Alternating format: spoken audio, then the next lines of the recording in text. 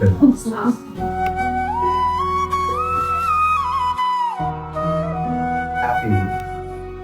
That's a very nice question. How do you make Krishna happy?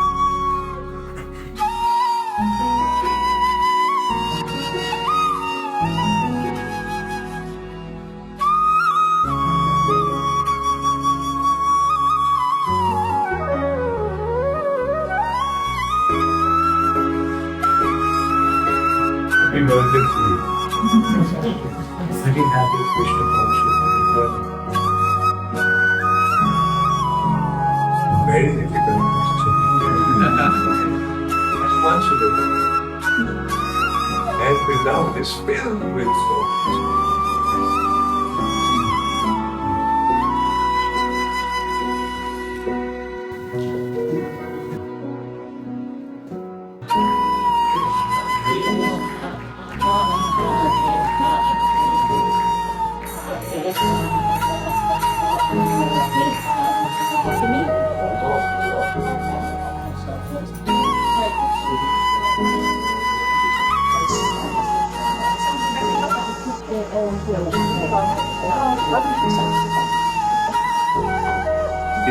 Is your birthday today?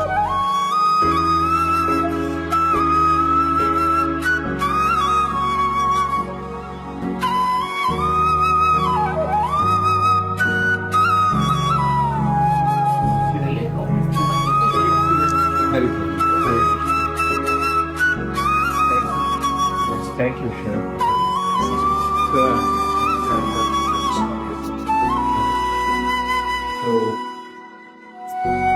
What's your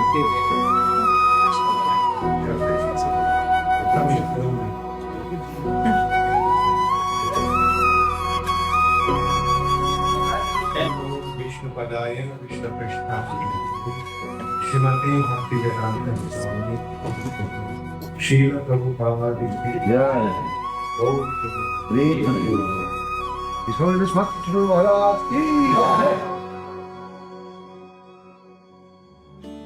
Happiness Simplified is the topic of this seminar. So far we had 4 1.5-hour sessions. On the first day, I actually defined happiness. And the definition of happiness was basically they're taken from the Vedic concept. The Vedic concept of happiness is negation of pain. This material nature is a place of suffering. Everyone here is suffering and meant to suffer, just as one goes to prison to get punished. In this material nature, we have come to get punished or suffer in order to rectify our defective mentality. And there are other considerations of happiness. The basic concept of happiness is fulfillment of desire. When your desires are fulfilled, you feel.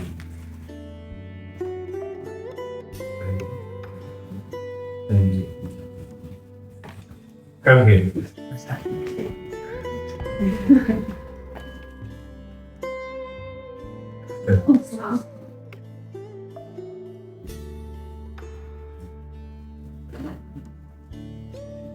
So, and generally people try to derive happiness out of their sense gratification.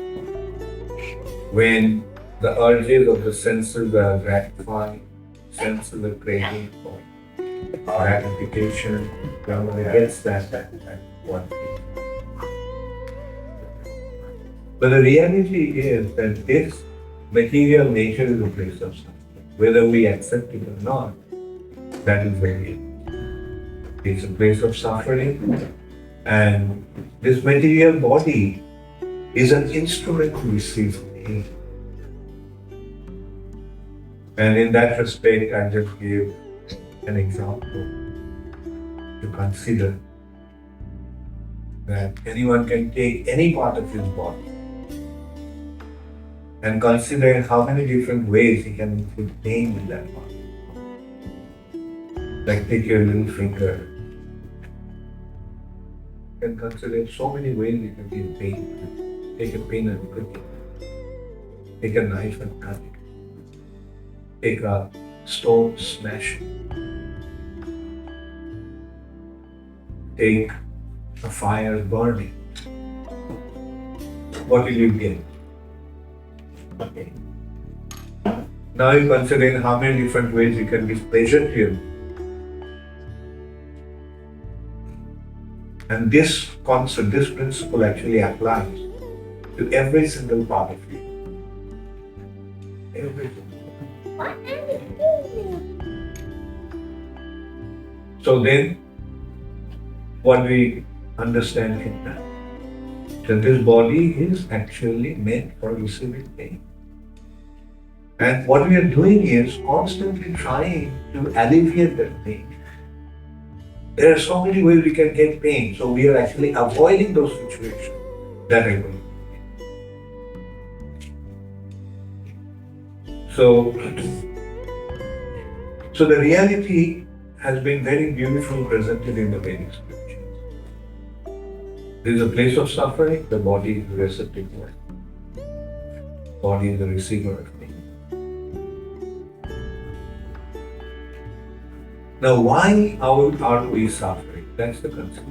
Why are we suffering? Why a prisoner is suffering in the prison? One, a prisoner is suffering in the prison because he has defied the king's order. The king has given the law and he broke the law, and as a result of that.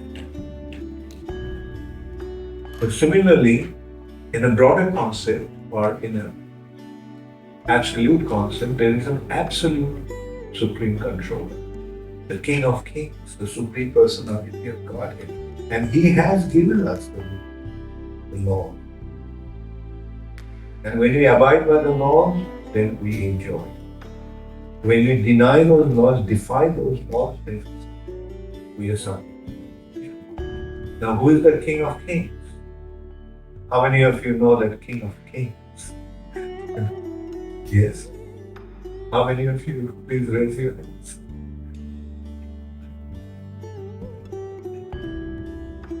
So he is the Supreme Personality of God. So the ultimate consideration of happiness is in surrendering. How do you show your submission to Him? By abiding by His laws. You accept the King and you display your submission to Him by abiding by what He tells you to do. He has given the law. He may not tell you, He may not speak to you personally, individually, but His law is there in the way to communicate. You accept His law, you have accepted His law. And that is the way you show the submission to the King. Rather the Supreme Person. So these are our basic theme of discussion the last few days. Again, a few sessions we had here. Now, one thing, not only the Vedas, everybody is actually hankering how to. But in most cases, people are speculating, simply groping in the dark, trying to find out a way. How many books have been written displaying the search of happiness? How many? Like, we can think of so many such books. When we were young, one book was very famous. That was Somerset Maugham's Realisation Other than Purna Maharaj was mentioned, and I also recall that when I was young, it was the journey of a young man called Larry in search of happiness. But eventually, at the end, did he find his happiness? He got some sort of, Somerset Maugham came to some hypothetical concoction. You know what? How he ended up in search of happiness, becoming a motor mechanic in a garage. But the Vedic search of happiness is not so vague and not so speculative. Vedic search of happiness is very, very complicated. Step by step, they're taking you in search of happiness. So Vedas are actually describing what is the way to become happy. And the basic consideration is fulfillment of desire.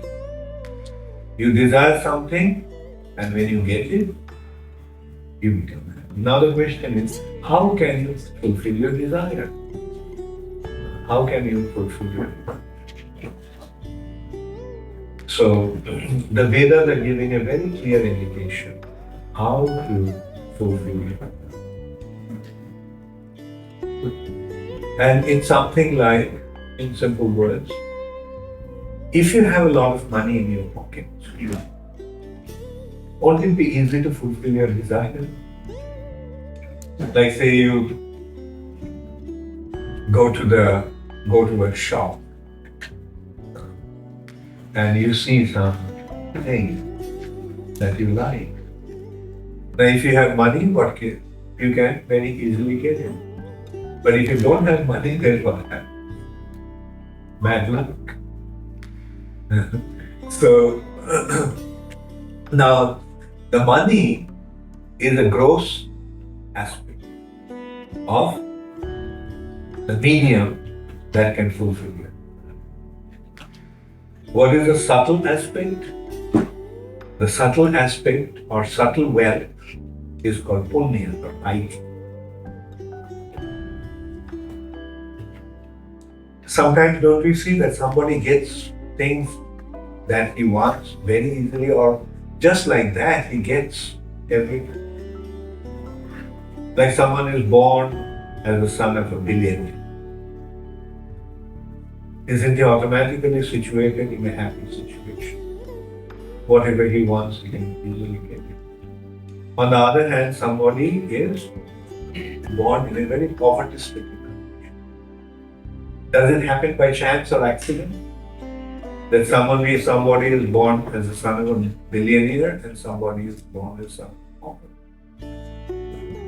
How many of you think that it happens by chance? Or how many of you think that it is a definite arrangement made by some higher authority? So what is the consideration for that higher authority to make this arrangement? Punya, pious activities. If you have a lot of pious activities, you are situated in a fortunate situation. So in this way, you see the link between money or wealth and piety. Piety is the subtle wealth. Money is the gross wealth. Piety, pious activities in this way are. And then this is the basic consideration, how to acquire piety. One acquires piety by performing certain activities in a certain way, like austerities, penances, and all these things. These are the pious activities. So piety is the means, or piety is the subtle.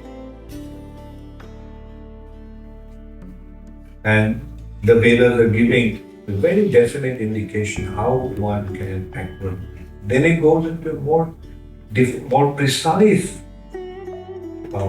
consideration. Now, what do you want?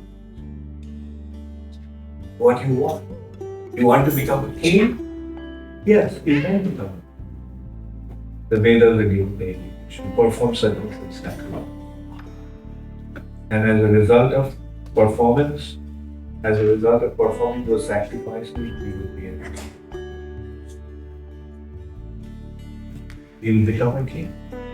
You are not satisfied becoming a king? You want to become the king of the entire earth planet? Yes, you can perform certain activities. Or yajnas, specific sacrifice. You are not satisfied becoming the ruler of the entire earth planet. You want to become the king of the heavenly planet. Yes, you can fulfill that. So in this way, the Vedas are giving a very specific direction. And that aspect of the Vedas is known as the Karmakanda section. Fruitive section of the section that deals with fruitive act. Fruits are generated from certain actions. The actions lead to certain results, the fruits. So when one is desirous of enjoying the fruits of his action, that is called fruit. But then the Vedas are now considering, okay, you tried to enjoy in so many ways. You are trying to enjoy so many ways. But at the end of the day, what happens? An intelligent person realizes that in spite of all my endeavors to enjoy, I am actually suffering. Isn't that a reality? No matter in whatever situation, no matter in whichever situation you may be, at the end of the day, you are. A poor man wants to be a rich man, and a rich man wants to be a king. Nobody is ever satisfied in a present situation.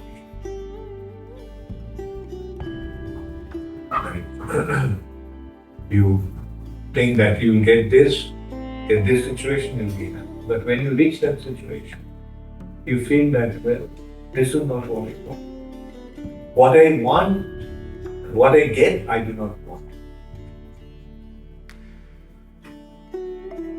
Like, when you get it, then you say, this is not actually what I want. Then our craving goes into something else, for something else. And in this way, what is the conclusion at the end?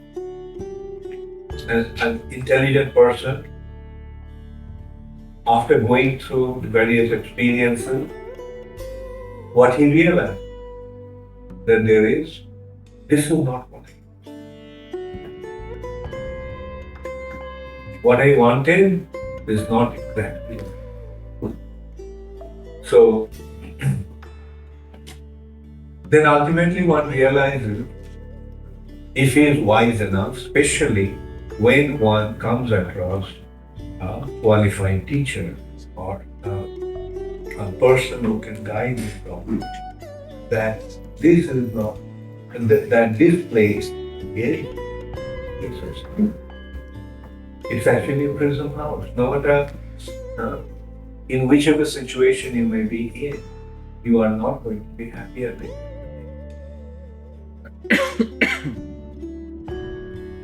Now, if you realize that you are in a,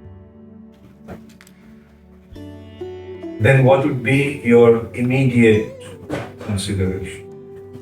Your immediate consideration would be, how can I get out of here? How can I get out? So that is taking one to the next stage of the Vedas. First section is called Karma Kanda section of the Vedas, and then the second section is dealing with the Jnana section. Now, all these different sections deal with, or rather dealt with, different philosophical considerations, the philosophical concepts. Like the Karmakanda section deals with a philosophy called preliminary conclusion or proof of concept. The preliminary conclusion is that wrong action leads to suffering and appropriate action leads to enjoyment. So that is the conclusion. If you act in a wrong way, you will suffer. You act in a right way, you will. So that is the, of course, elaborately explained and dealt with in a branch of philosophy called Purva Mīmāṃsa. In this way, there are 6 different branches of philosophy in the Veda, known as Sat Darshan. Sat means 6, and Darshan means philosophy. The first aspect is dealing with the Karmakanda section of the Veda, or the karmic principle. Karma. As you sow, so shall you reap. As you act, accordingly you get the result. You act in the right way, you will enjoy. You act in the wrong way, you will suffer. Therefore, don't act in the wrong way. Act in the right way. But in spite of acting in an appropriate way, in spite of fulfilling all our desires, ultimately one realizes that it is not possible to enjoy it. In spite of all my endeavor to enjoy, ultimately I am suffering. So that's why at that point one comes to realize that I have to get out. Incidentally, the first consideration of the Vedic approach is that you have to need a teacher. All the philosophies are there, but it is not that one can decide for himself. To approach the Vedas, you have to follow certain process. So that process is accepting a teacher. You will have access to the Veda only when you have accepted a qualified teacher. Otherwise, the Vedas are inaccessible. It's not, there a very strict principle, very strict procedure used to be followed in this Vedic approach. The Vedas were not available to anyone else. It's not that you can walk into a book and buy the book and study yourself. And these books were kept in the memories of individuals, or even if they were written, the very, very few copies were there in the possession of those teachers. In most cases, they were not even presented in the written form. They were retained in the memory. And those who had them, they were very selective about who to impart the knowledge, who to give them. So this is how the Vedic knowledge was imparted. As you all know, how many of you read Bhagavad Gita? Please raise your hands. So practically all of you read Bhagavad Gita. In Bhagavad Gita, what is the method prescribed? In Bhagavad Gita, what is the method that has been prescribed in Bhagavad Gita? Tadvidhi pranipatena pariprashnena sevaya upadekshanti te jnana.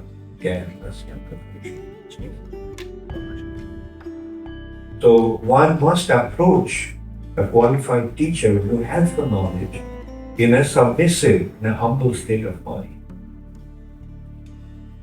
And we must inquire from him with all sincerity. Then only the teacher will impart the knowledge. So, although we are discussing different branches of philosophy for the sake of our clarity, for the sake of understanding, But actually the process had to be followed. The process is approach a teacher, and the teacher would guide according to the state of the student's situation, student's consciousness.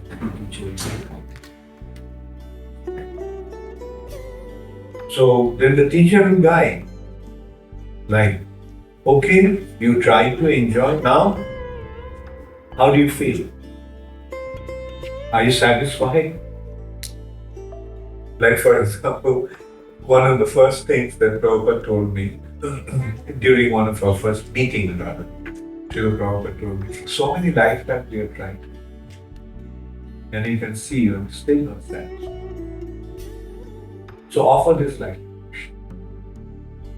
And Prabhupada spoke to me for a long time, maybe half an hour, maybe. I didn't keep any track of time.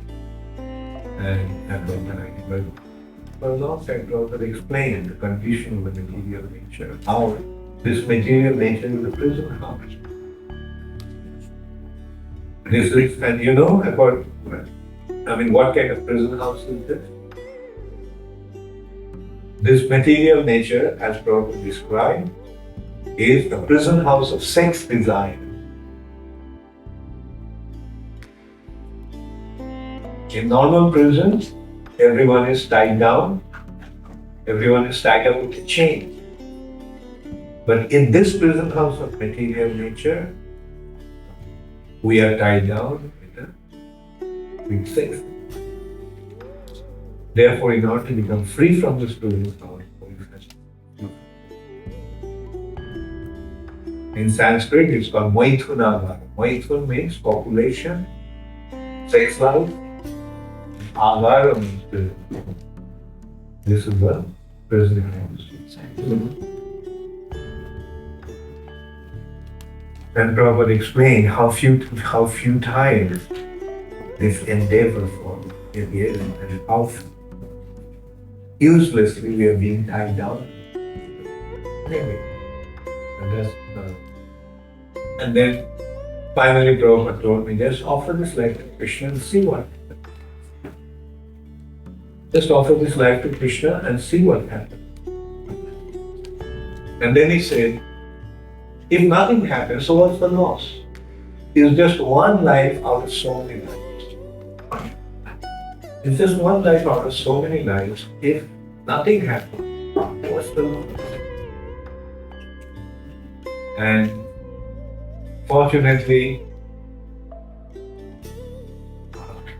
I could understand this instruction of Srila Prabhupada, and by his mercy, I have been able to offer this life to Krishna. At least I'm trying to offer this life to Krishna.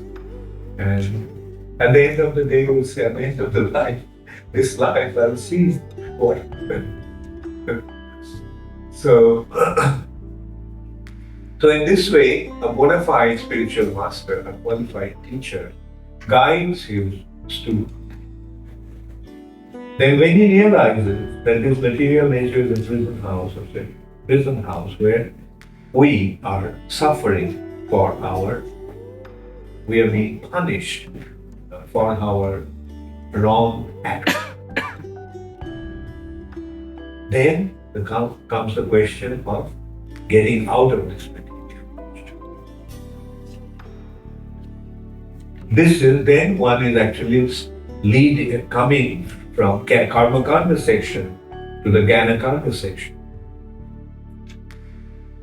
And the Jnana Kanda sections also are dealing with different branches of philosophy.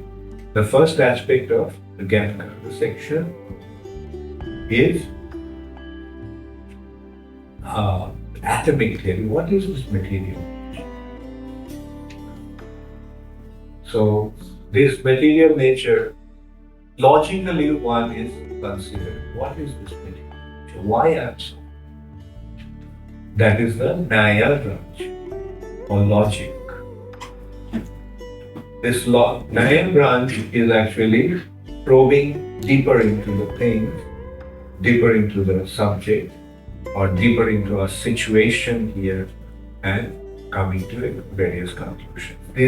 This consideration that I mentioned about This material nature being a place of suffering, and this body is an instrument of suffering, is in the conclusion of the logic. Every part of your body you can inflict so much pain in a single part of the body, no matter how insignificant that part is. Therefore, this body is an instrument for receiving. And incidentally, Buddhist philosophy is basically dealing with the Nyaya. So then comes what is this material nature? Now, when you philosophically approach that, then what is the conclusion? This material nature, is it really the way it appears to be? No. It's just a matter of our sense perception. If we say, for example, if we take this bottle, now it's looking like a bottle.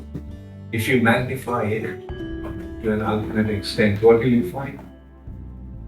Innumerable atoms and molecules moving in a certain way.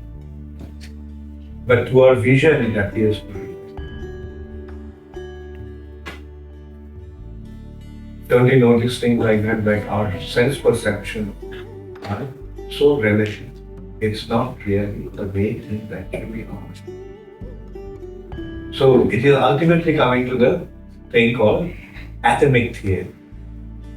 The minutest particles are giving rise to different perceptions or different feelings,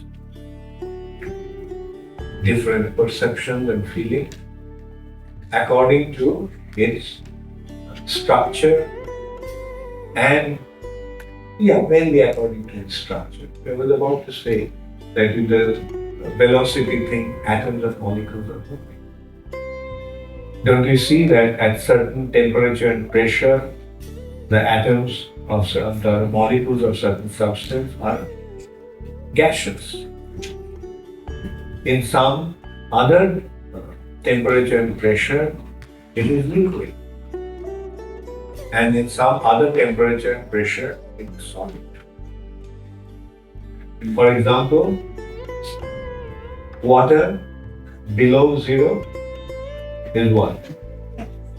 Water molecule below zero is solid. Above zero is liquid. Above 100 degrees centigrade is liquid. So this is how the atoms and molecules are giving us different impression due to different conditions. And they are all due to our sense perception.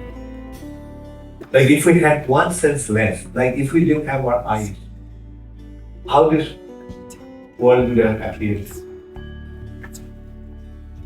It would have been a completely different world. If we didn't have ears, if we didn't have tongue. So, fortunately, as human beings, we have all our five senses in common. There are so many creatures, those are those who don't have. There are some living entities that have only one sense perception. Just touch. Some have just sound. Many of them don't even have the vision sight.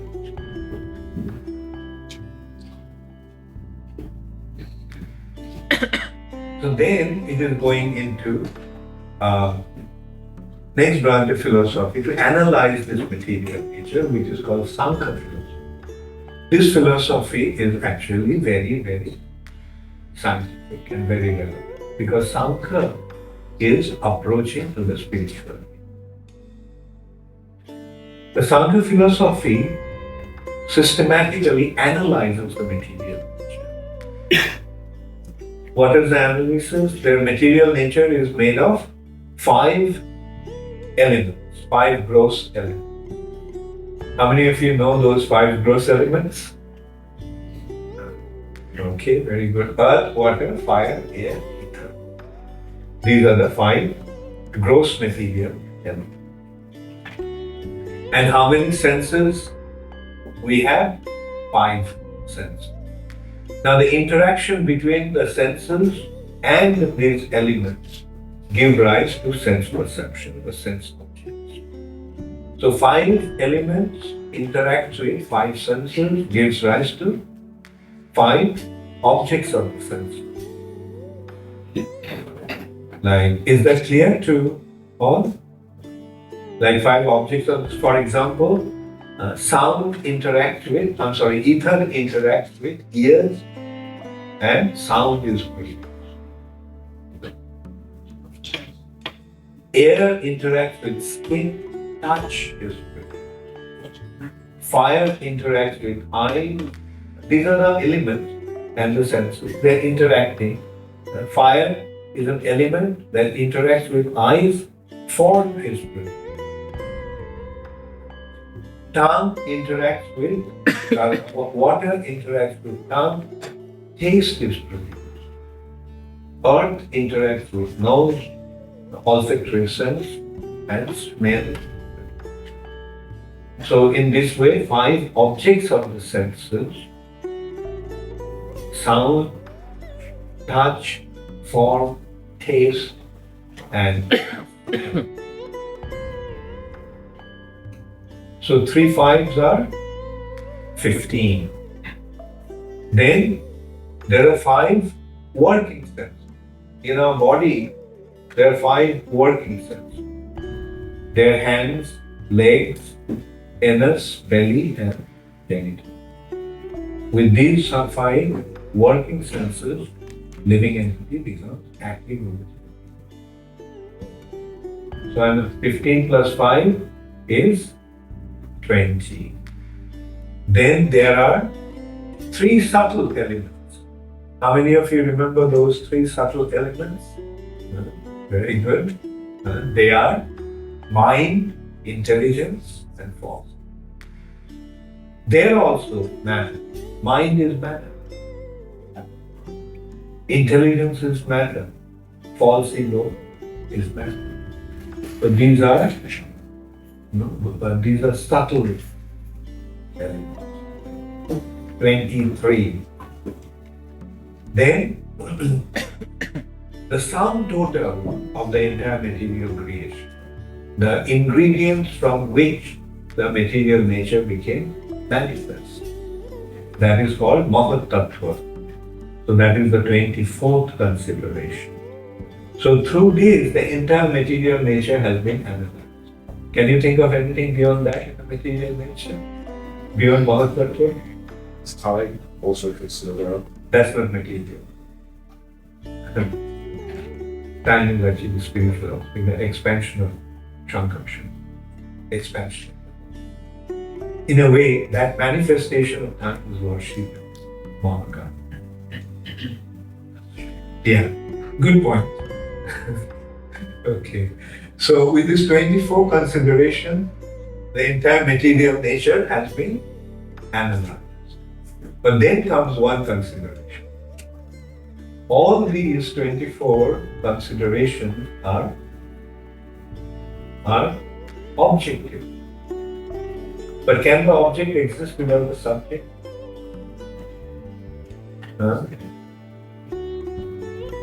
So who is the subject? The subject is I. We all have our eyes, and because we are here, the material nature is manifest to us. So now, this entire material nature has been analyzed in this 24 considerations. But I would be found in all these 24. Therefore, I must be non-material.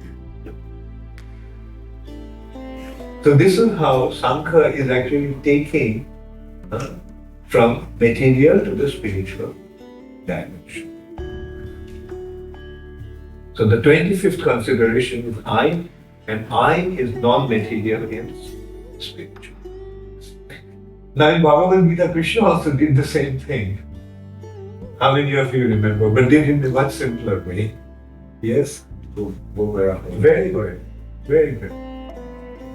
Krishna did not go into the 24 consideration. Krishna did it in 8 consideration. Earth, water, fire, air, ether, mind, intelligence, and force. So the material nature is composed of these 8 elements. Yeah. Bhumi, Apo, Analo, Vayu, Kham, Mano, Buddhi, Revacha, Ahankara, Idyam, Me, Bhinna, Prakriti, and Ashtanga. This is the separated nature of mind. Material nature. But then he considered Aparayam Itaskayam. This material nature is inferior, Apara. But beyond this inferior material nature, there is a superior nature of mind, and the living entities, Jiva Bhutan, Mahavahu Jaledam Kartyataka. The living entities are coming from the superior nature and they are sustaining this material.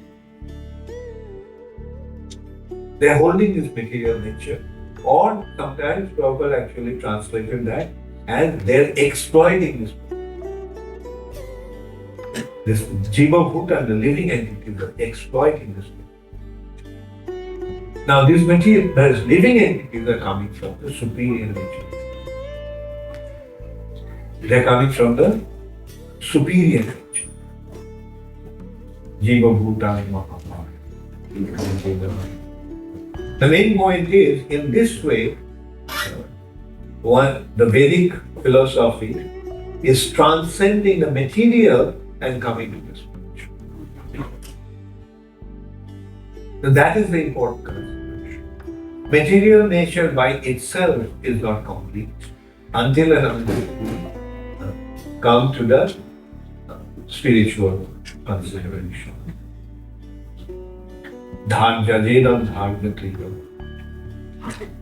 Okay, so the 24th consideration is the living in Jiva Bhutan. Okay, did they stop at that? The Vedic philosophy? No. They consider that the living entities are many and minute. Like the soul, spirit soul. I have my soul, you have your soul. There are so many spirits. But they are all minute. So anything that is many and minute must have its origin, must have its source. So what is the source? The source is the Supreme Soul. There are many spirit souls, but there is one Supreme Soul from whom all the spirit souls have come. Is it all right? You all are in sync with me? Okay, but the Vedic philosophy didn't even stop at that. Now it considers that spirit souls are many and mighty. They are parts and parcels of the Supreme Soul. So what is the relationship between the Spirit Soul and Supreme Soul? So that is leading to the next branch of philosophy known as Yoga. Yoga. Yoga means link. Yoga means connection. The link, the connection between the living entities and the Supreme Personality. Jiva's connection to the Supreme Personality. What is our connection to the Lord? What is our relationship with the Lord, and how can that relationship be established? Therefore, now yoga has 8 different stages, 8 different limbs. Therefore, it is called Ashtanga Yoga, 8-fold yoga system. On the system that has 8 angas or limbs. Those limbs are, first aspect is yam, purification of the body. This body, due to our impurities, we have become separated from it. Now, how to become connected? So, first consideration is purification of the body, ground, and purification of mind, subtle, niyam. Then asana. This body is a vehicle to reach certain destination. This human body is a wonderful vehicle in which we can reach, using this vehicle properly, we can reach our ultimate goal.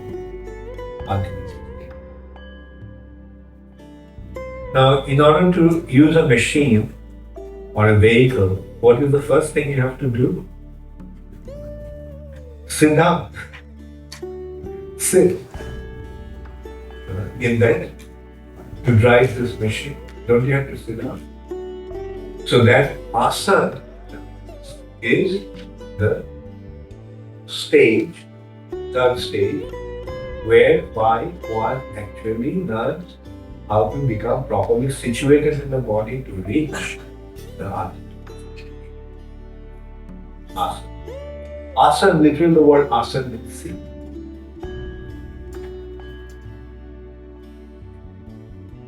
And now when we have become properly situated, then how the body is, or how the body's activities are being conducted, you know what constitutes the activities of the body?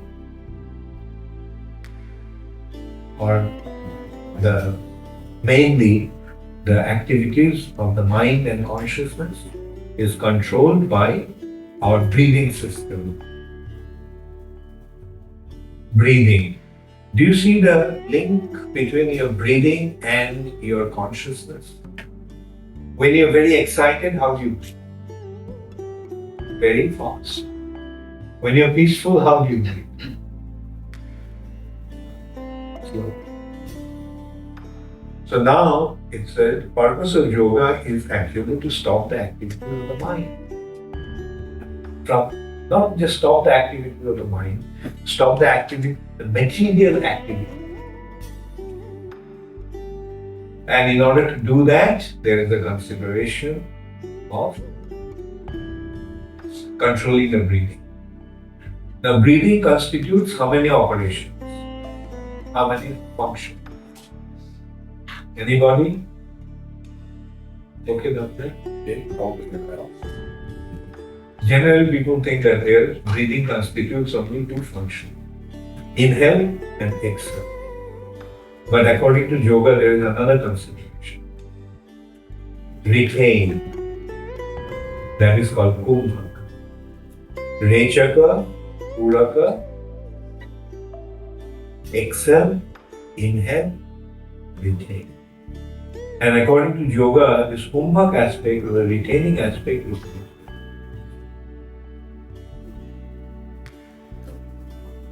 and you know what a yogi does? He stops breathing. That is, he retains the air. So here there are 5 types of air: pran, apan, saman, vyan, and upan. Out of this, pran is the most important, which is actually retaining the spirit soul. When you breathe out, the life air tends to go out. But then prana is retained, holding it, bringing it. Then finally what happens when the prana vayu leaves the body, the spirit soul leaves. Therefore,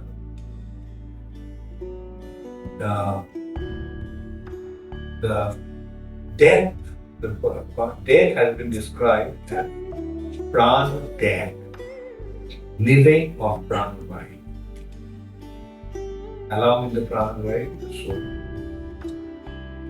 Anyway, the point is retaining kumbhaka. Rechaka, puraka, kumbhaka. And that one retains the life. He stops breathing. Nowadays, we can see, like, I mean, I have seen so many people getting, yeah. Like, one of the first things that I had experienced was once in Calcutta, I was going out and from my house, near the bus stop, I saw that there was a big crowd, and I found that two legs are sticking up. People are standing up, and from the ground, two legs are sticking up. As in the whole body has gone under the ground. Somebody is buried himself, and his legs are sticking up.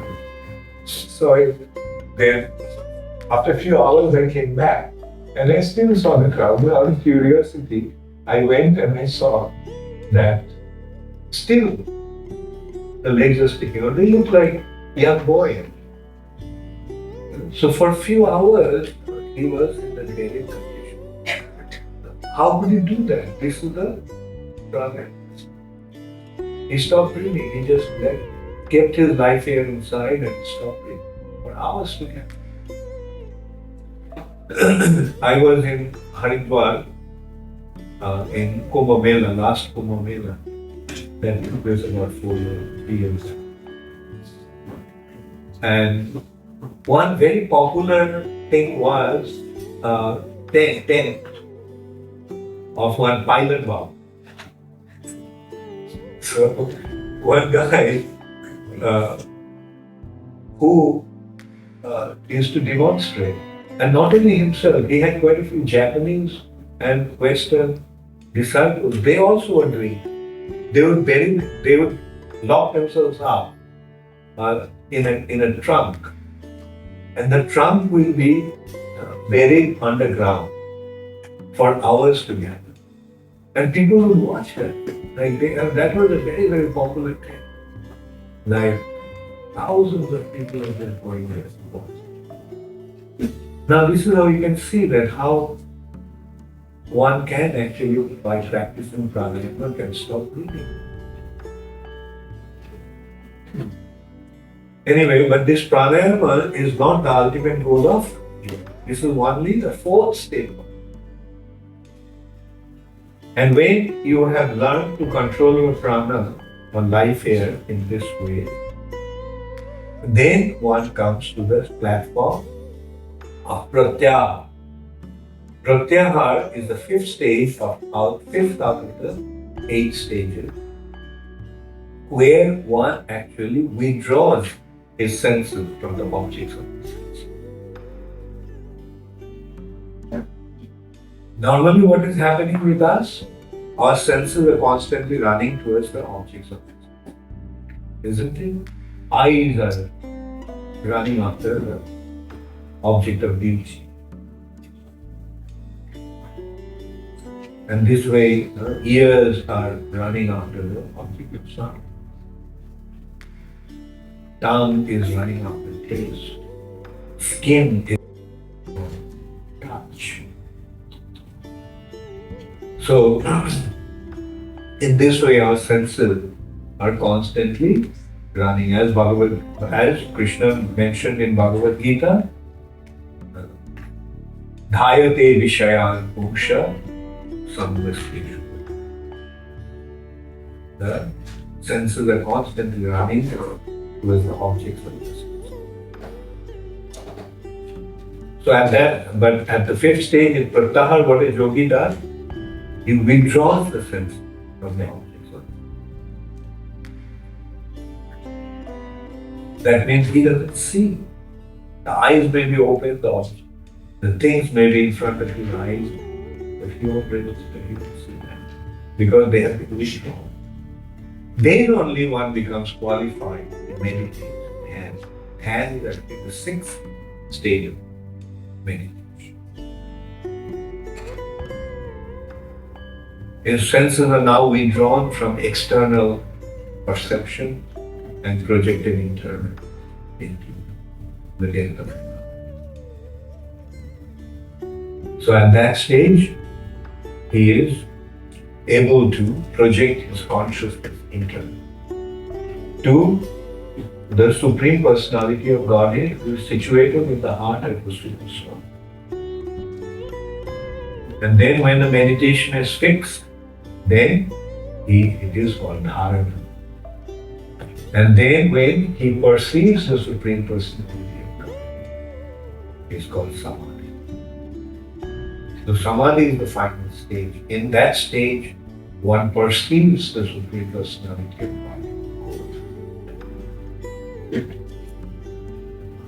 Now when the spirit soul, the minute soul, perceives the Supreme Soul, what is the natural reaction? Yes, surrender. Like the other day we actually considered while living entities falling into the material nature. The superior living entity comes in contact with the inferior material nature and he naturally develops a tendency to exploit, tendency to know over. So that is the cause of our material knowledge. And now when the spirit soul sees the Supreme Personality of Godhead, then what is his natural attitude?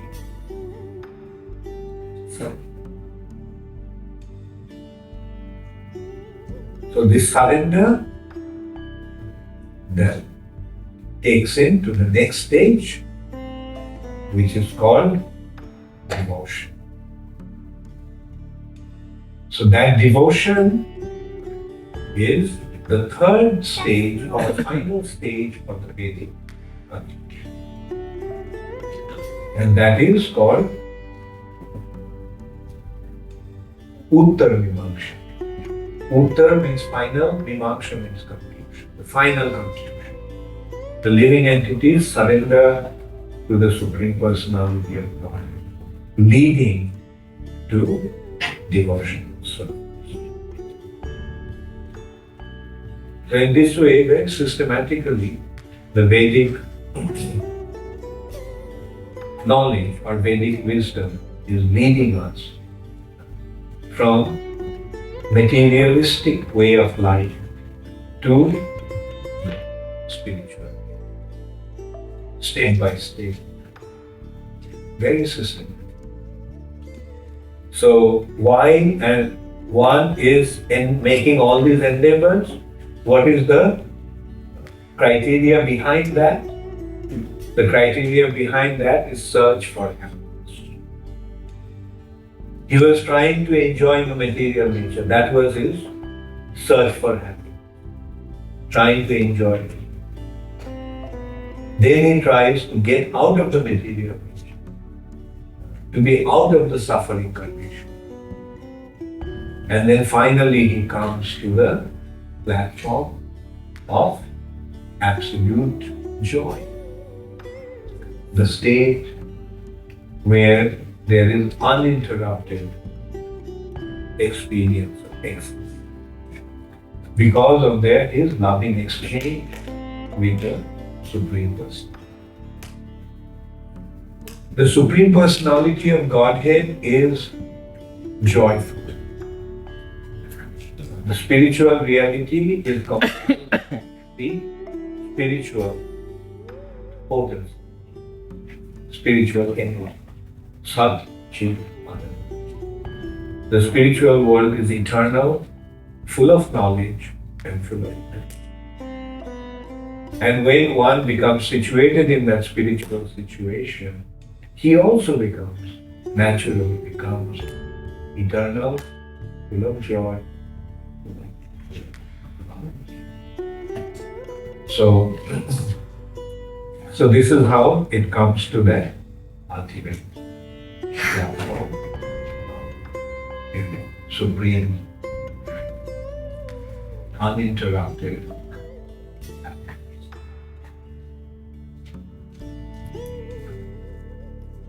So now the question is, what are we going to do about it? At least intellectually, we try to understand. But is the intellectual understanding enough? No. intellectual understanding must lead us to the practical application. And this practical application is practice. Now at least we have come to understand that beyond this material nature there is a spiritual reality. How many of you are in agreement with me that beyond this material nature there is a spiritual reality? Thank you. And in that spiritual reality there is a Supreme Personality of Godhead. And what is our relationship with Him? Do we have a relationship with the Supreme Personality of Godhead? And what is that relationship based on? Yesterday, quite extensively, we discussed on that. How do we develop a relationship? What is the factor for developing relationship? How many of you remember that? Whenever there is a relationship, there must be something. What is that? Love. Can you develop? Yeah, you can develop some relationship based on hatred. But that relationship is not desirable. The favorable relationships are based on love. So if you, now question is, do you want to develop your relationship with the Supreme Personality of Godhead? And in order to do that, what do you have to do? You have to love Him. But is love just a thing that can happen like that, or love has some substance? Is love real? Is the loving relationship based on real exchange? What is the basis of that exchange? How do we develop love? And why do we develop love for somebody? Should it be difficult to understand? What is the basis of our loving relationship? Yes? Surrender. Yeah, that's true. Yeah, but what is the basis for a loving relationship? Why does somebody love someone? Did anybody ever consider that? Why do we love someone? Very good. Very good. Attraction. Now, what are the basis for attraction? Yes. Yeah, there are 6 reasons for attraction. One is beauty attraction. Right? Beauty attraction. Wealth attraction. When somebody is beautiful, don't you become attracted to that person? One thing. When somebody is very rich, don't you become attracted?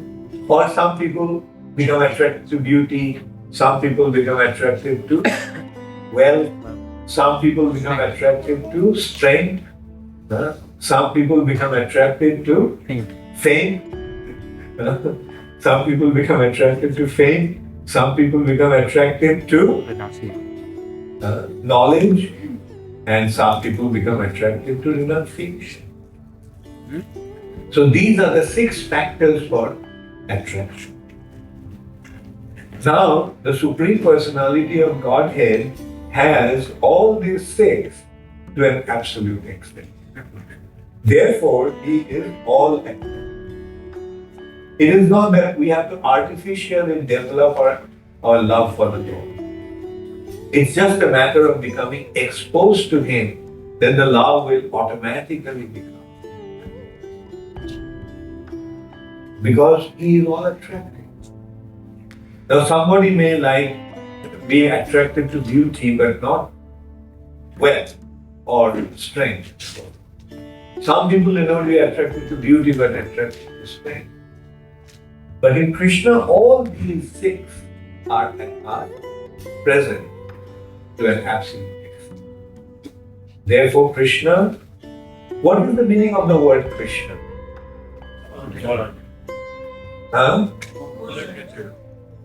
All attractive. The word Krishna means all attractive. So can you help but love Krishna?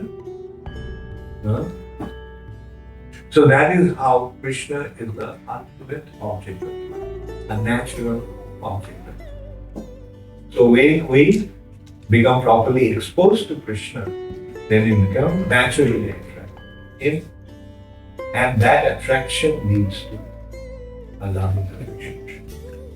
And when we develop a love for Krishna, then we become situated in this platform. And that spiritual platform is full of bliss. Not only full of bliss, that bliss, Ananda, keeps on increasing endlessly. Ananda Pudipardhana Purnamritashwan. So it's all absolute reality. There is no room for speculation, or there is no room for artificial application. So, I will invite some questions at this point.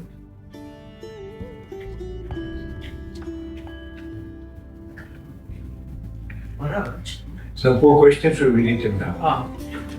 Just write it. It's better than. Anyway, since you start from what extent is it important to study Vedas? You know how Srila Prabhupada has given us Bhagavad Gita, Srimad Bhagavatam, Chaitanya Charitamrita. You know, in the last few days you have quoted Vedas. So is it important in the life of devotee? Is it important to study Vedas? You see, when you found the essence, right? What you really need when you get that, then do you need to have all the paraphernalia that is needed for getting that substance? Not really. Right? Like, say for example, you need a car. In order to get a car, you set up a whole factory. When the car is available in the market, if the car was not available, then probably you could have thought of setting up a factory to manufacture a car. But when the cars are available in the market, then why set up a factory? So the essence is available in the form of Bhagavad Gita and Srimad Bhagavatam. Then why go into that? Like rather, what matters is how you apply that understanding. That is what. The application is important. Now you found the knowledge. Now you got the knowledge. Now you apply it. Yes, you have a question or you want to ask the question? I can ask. Okay. In the Vedic concept, there is Dharma, Artha, Kama, Moksha. And Moksha refers to liberation. So what does it actually mean, liberation? Is it realizing Krishna? Or personal? Very good. Okay, good question. Very good.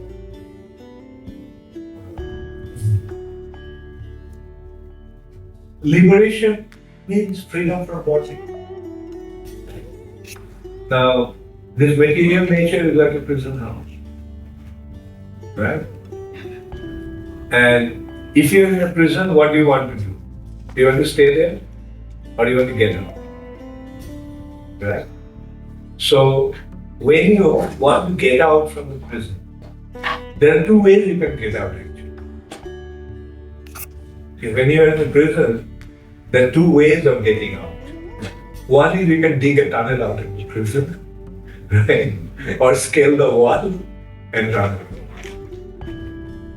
But if you do that, then are you really free from your imprisonment? No. Like the police will be after you and your life will be even more miserable. So that is one kind of liberation or freedom. The other kind is you recognize the cause of your body, why you are in prison. Right? And then you try to rectify that cause. Right? You try to rectify that cause. What is the cause of our bondage? Our defiance to the Lord. Right? Or say in the context of the prison. Why the prisoner is in the prison? Because he broke the law of the king. And that's why he's in prison. Now, if he appeals to the king, I'm sorry, I made a mistake. Please relieve me from this condition. Please allow me to submit myself to you. And I promise I'll never break. So, that is the real way of getting up. The king says, okay, now relieve it. Relieve it. So, out of these two, which one is preferable? Surrender to the king. So, in the spiritual context, the material nature, by digging the tunnel or escape from, but that is arbitrary. That's why it is saying, Aluncha Krishna Padam Padam Padam Padam Tato Patanti Ata Anabhita Dishpata. One may try to reach the ultimate destination. But because he has disregarded the lotus feet of the Lord, he falls down to the material. He comes back, he is put back into the prison. He is arrested and put back. But the real way is to surrender unto the Supreme Person. Now then what happens? Like he is not only free from the prison, imprisonment, but he is actually taken to the king's palace and allowed to live with the king. Because the king thinks that he is such a nice king, such a nice servant. Let him serve in my association. Right? Thank you. Yeah, please write the question.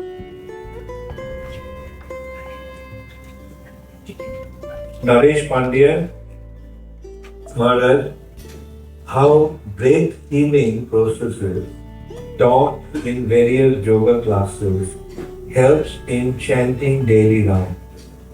Do you recommend me doing 30 minutes of breath healing process every day before starting chanting?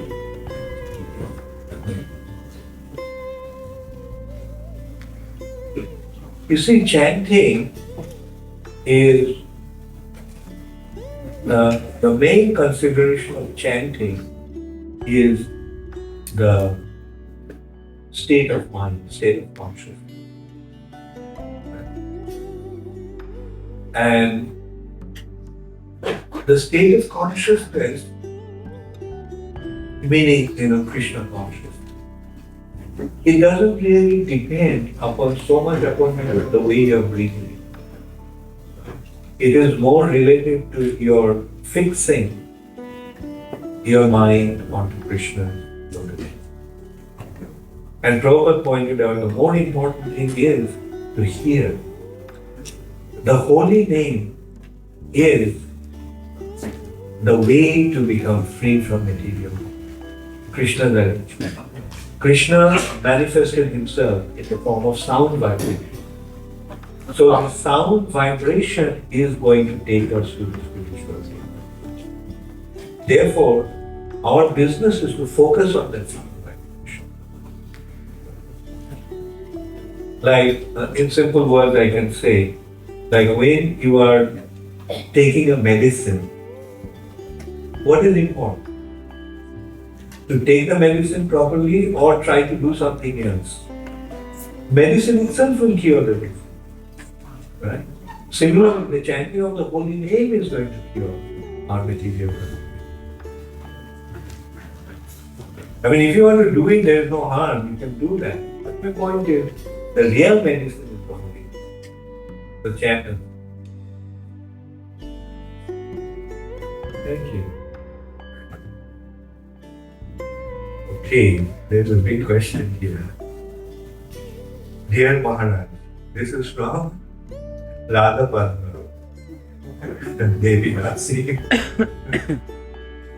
Dear Maharaj, how come Prasadam Maharaj understands Narad Muni, what Narad Muni was saying when he was in his mother's womb? Well, that's a very nice question. You see, the spirit soul, the living entity, even when in his mother's womb, can be conscious. And when the mother hears, the baby in the womb hears.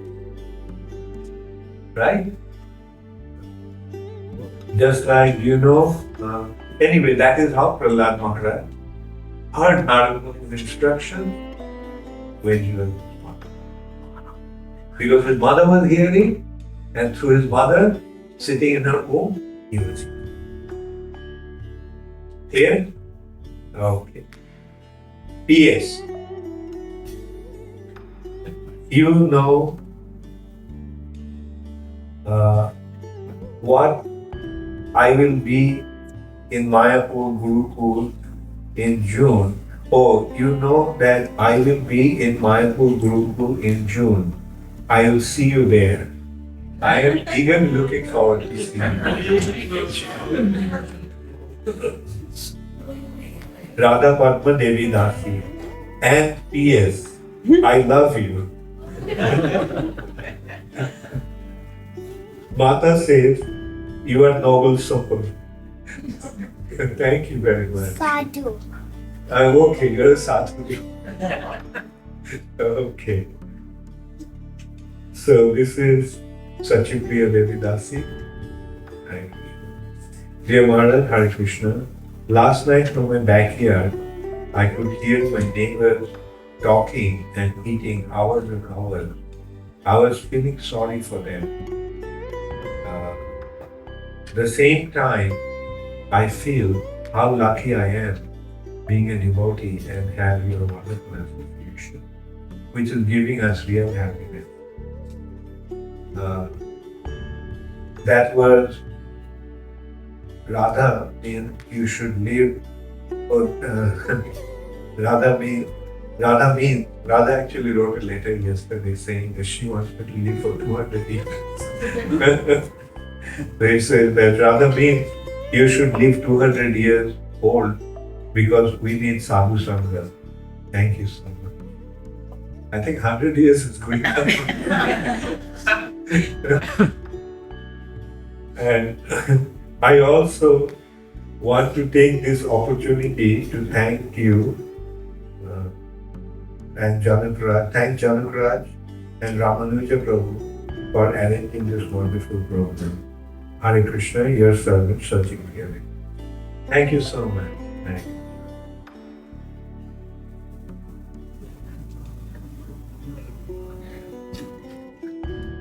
This is your book.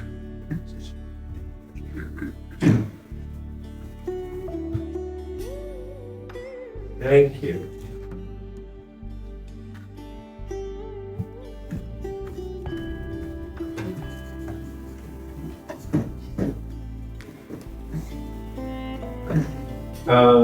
Damodar Das, I captured the following branches. Following branches. Karmakanda, Jnanakanda, Sankhya, Yoga, and Uttara Mīmāṃsa. What did I miss? Okay, but you missed Vaisheshika. Naya also you missed. Yeah, so Karmakanda is actually Purva Mīmāṃsa. The preliminary conclusion is Karmakanda. Then in Jnanakanda, you can say Naya, Vaisheshika, Sankhya, and Yoga. And then Uttara Mīmāṃsa. So that is the Uttara Mīmāṃsa or the final conclusion.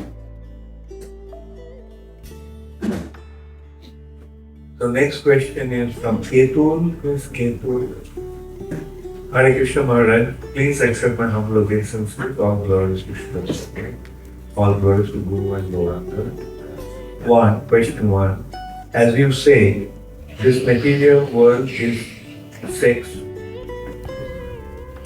imprisonment. Okay. So how can one be detached from it? And during marriage life, how can one regulate this thing? You see, Krishna himself is saying that Kamosmi, that he himself is last. When dharma abhiruddha Kamosmi, when it is not in conflict with time.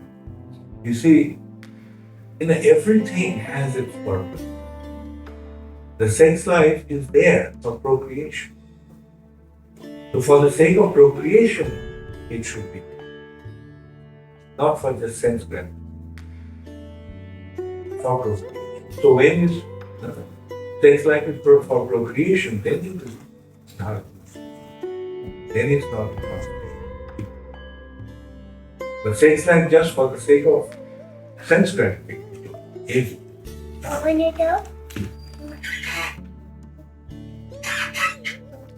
so when husband and wife are together for the sake of procreation of appropriate children and guiding them in their spiritual life.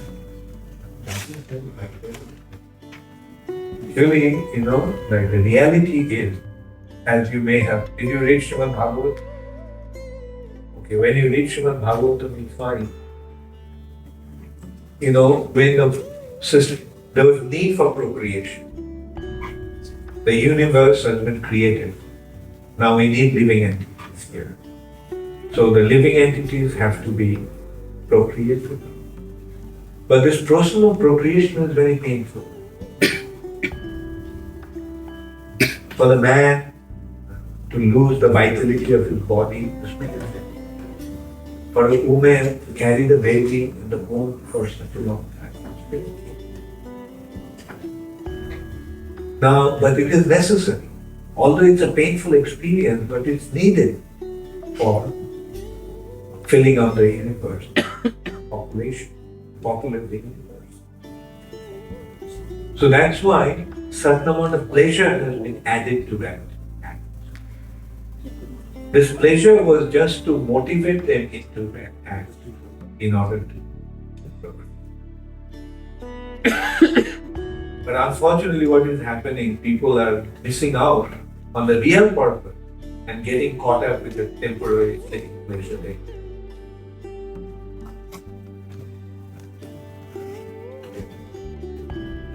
How to achieve loving devotional service. Read Prabhupada's books, follow his instruction, be positive. Achieve love. The Prabhupada has given the perfect person. We simply have to follow this. Thank you.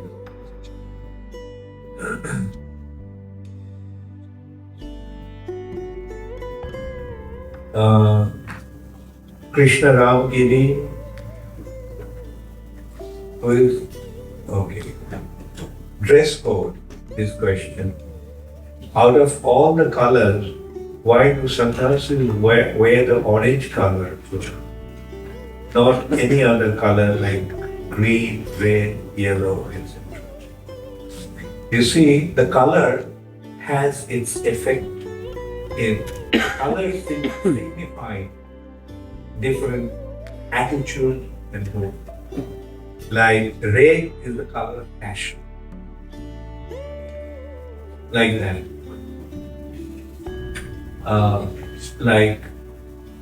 So orange is the color of renunciation. So the orange, when you wear orange, it motivates you with it. So that's why the sannyasis who are supposed to be in renounced order, they wear orange. Alright? But black is the color of mourning. Why are you wearing that?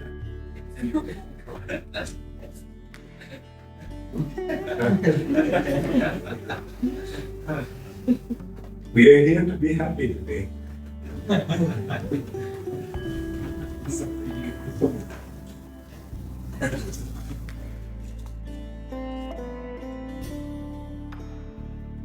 Okay, this question is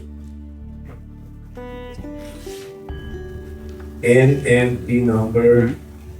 Whose question? Oh, that's your question.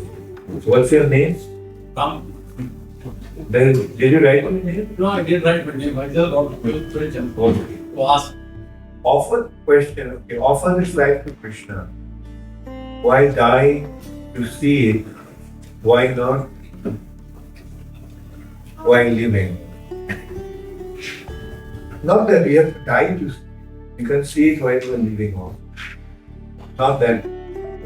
But what Prabhupada actually meant, that see, because death is the end of it.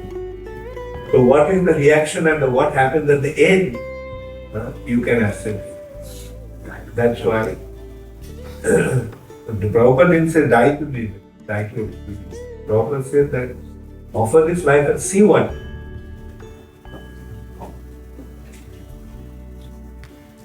How to develop love to an entity not Terrific. not physically to Yeah. how to no, you have to love somebody who is present. Do you doubt Krishna's presence? So basically, what happens? This question is raised by those who are not in this consciousness, who are not still following. Then it's like first understand that who Krishna is. Then comes the question of loving. How can somebody love somebody without knowing who he is?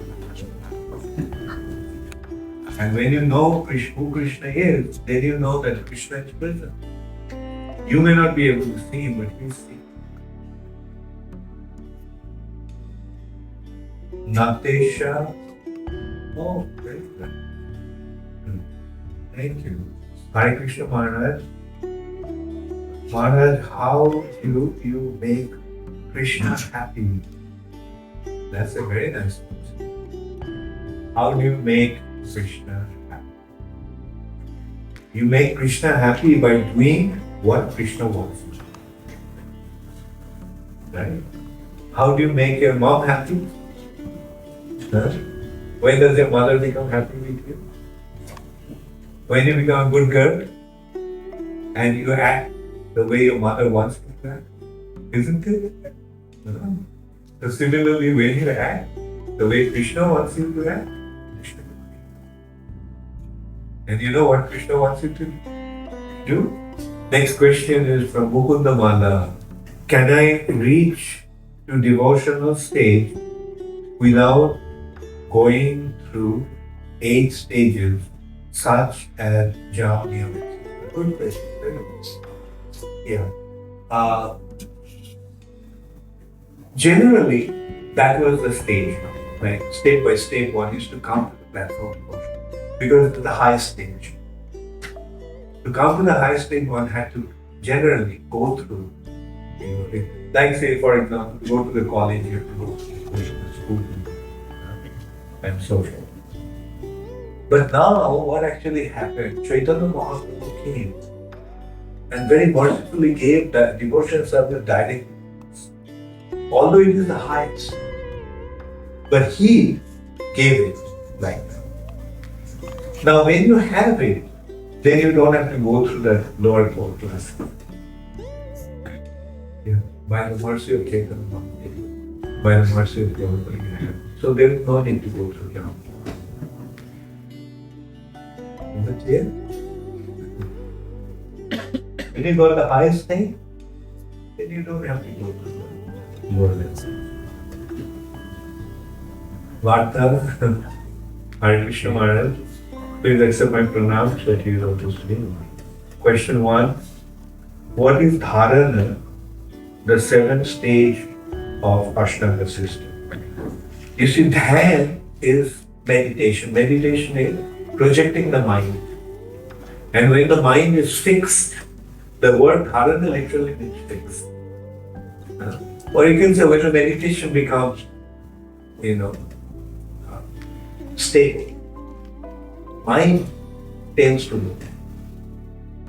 But when the mind is not fixed, that is not.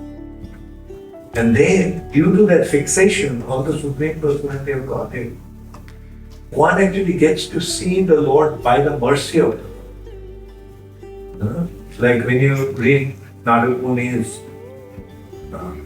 in the endeavor to see the Lord in his previous life, not only got the darshan of the Lord, meditation, but then the Lord disappeared. Then he wanted to see him again and again. He tried so much, but he could not. And the Lord then instructed him that in this life you won't be able to. But in your next life you'll be born as an asset. So this is the proof that through meditation we cannot see the Lord. It's only by the mercy of the Lord that.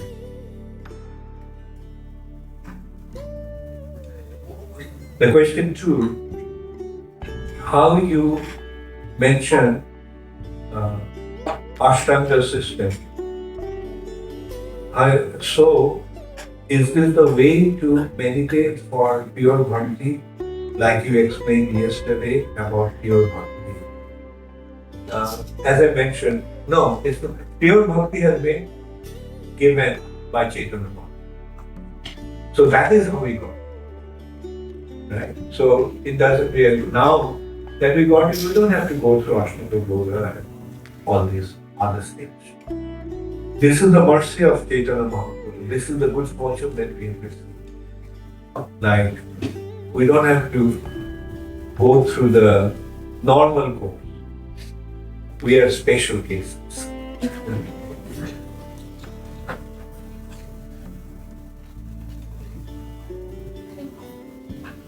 Thank you for the class.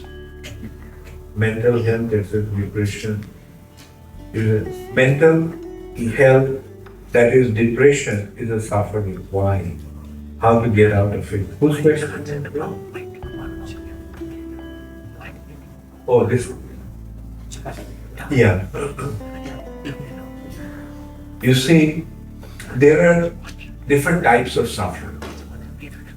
One suffering is caused by the body. And there are some other sufferings that are caused by mind. Mind also is a body, Sadhu. There has become very important. Right? Correct invitation.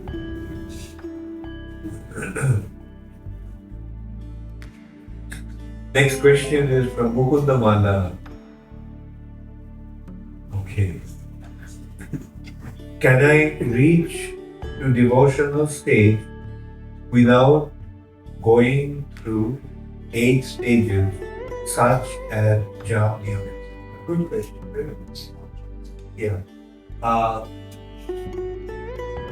Generally, that was the stage, right? Step by step, one used to come to the platform portion because it's the highest stage. To come to the highest stage, one had to generally go through, like say, for example, go to the college, you have to go to the school, and so forth. But now, what actually happened? Chaitanya Mahaprabhu came and very mercifully gave that devotion service direct. Although it is the highest, but he gave it like that.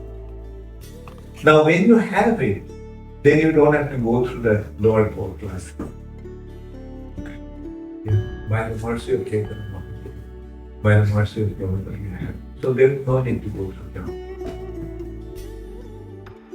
Is it clear?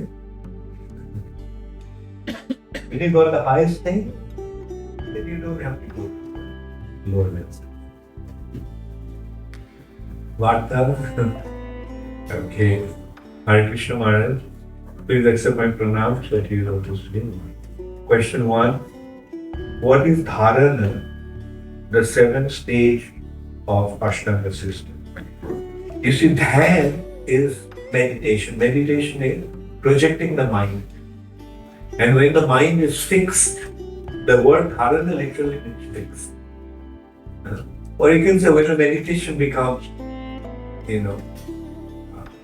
stable, mind tends to move.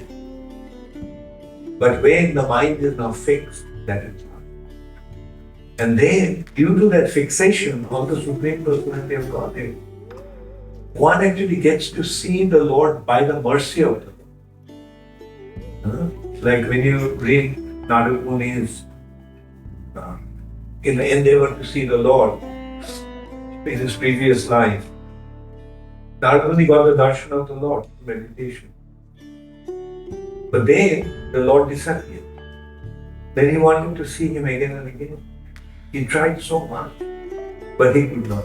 And the Lord then instructed him that in this life you won't be able to see. But in your next life you will be born as man. So this is the proof that through meditation we cannot see the Lord. It's only by the mercy of the Lord that we can. The question 2, how you mention Ashtanga system. So, is this the way to meditate for pure bhakti, like you explained yesterday about pure bhakti? As I mentioned, no, it's not. Pure bhakti has been given by Chaitanya Mahaprabhu. So that is how we got it. Right? So it doesn't really, now that we got it, we don't have to go through Ashtanga Goloka and all these other steps. This is the mercy of Chaitanya Mahaprabhu. This is the good fortune that we receive. Like, we don't have to go through the normal course. We are special cases.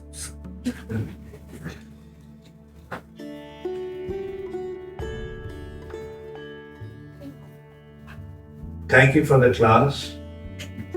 Mental health is depression. Mental health, that is depression, is a suffering. Why? How to get out of it? Whose question is it? Oh, this one. Yeah.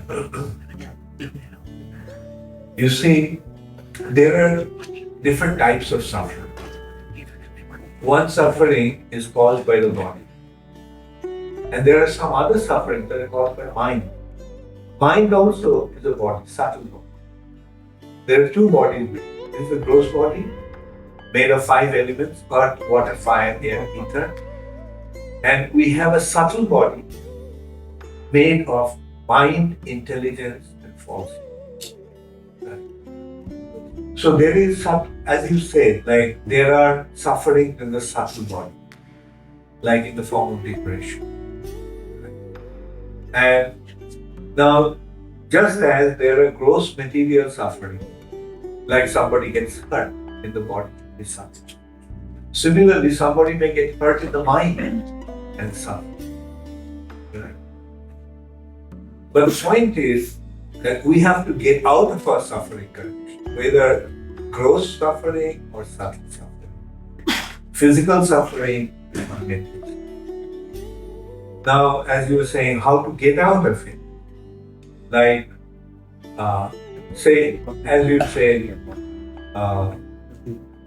as I rather pointed out earlier, that it is a matter of fulfillment of desire that causes us, or failure or frustration due to the unfulfillment of desire is actually suffering. Like, I want something, when I don't get it, I suffer. Like, I'm hungry, I want food, I don't get the food, I suffer. But when I get the food, then I feel it. Okay? Somebody is very poor, he wants money, he is suffering. But when he gets the money, he feels that. Now, in the material nature, what is happening? We are always trying to make all the adjustments ourselves. I need money, so I have to get money. I need food, I have to get that. Now, if there is somebody who could supply us all these things, like for example, when you were a child, did you have any anxiety? No, because you knew that your parents are there and they take care. The trouble actually started when you grew up. Now we have to take care of ourselves. Now, if we can come to a situation when there is somebody who is going to take care of us in all respects, will you have the suffering condition? No.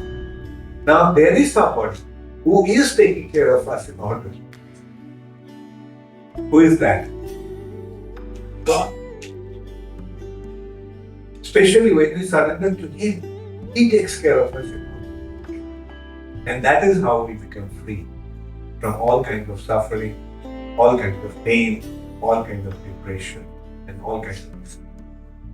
He is there, He's taking care of us. So what should we do? Does a rich man's son have to worry about anything? No. So what to speak of becoming the richest man's son, the richest person's children? And that richest person is the Supreme Personality. He is there. We may not see Him, but He is seeing.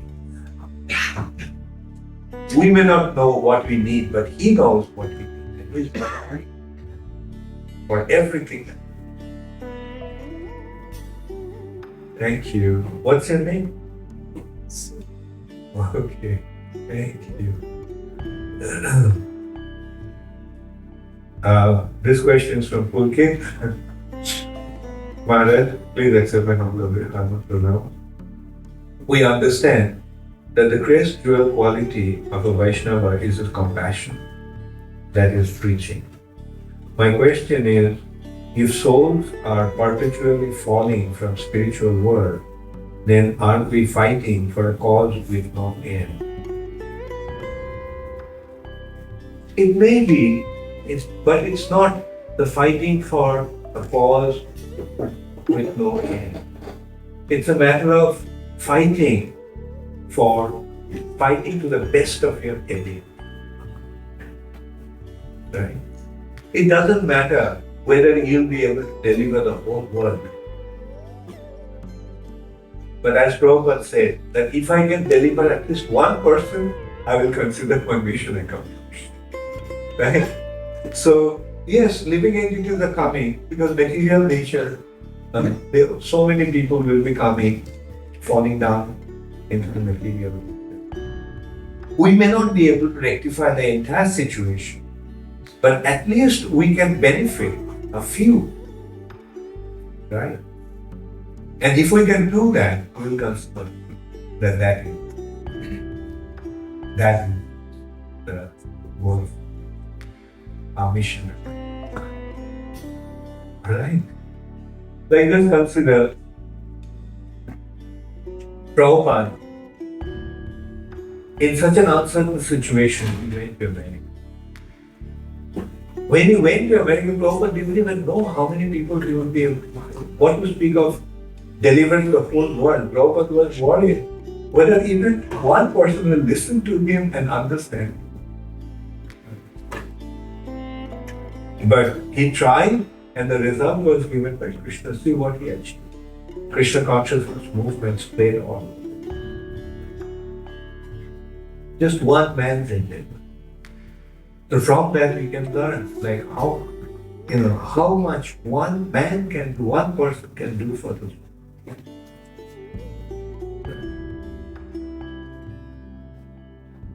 So this question is from Mayapur TV, from Girish, Gurgaon. Hare Krishna, Dandavat Pranam, Guru Maharaj. When the personal form of Krishna is so vividly described, why do yogis meditate on the Paramatma feature of the Lord? Why do they go through such difficult process and not directly moksha? That is because the yogis did not come to the stage of understanding Krishna.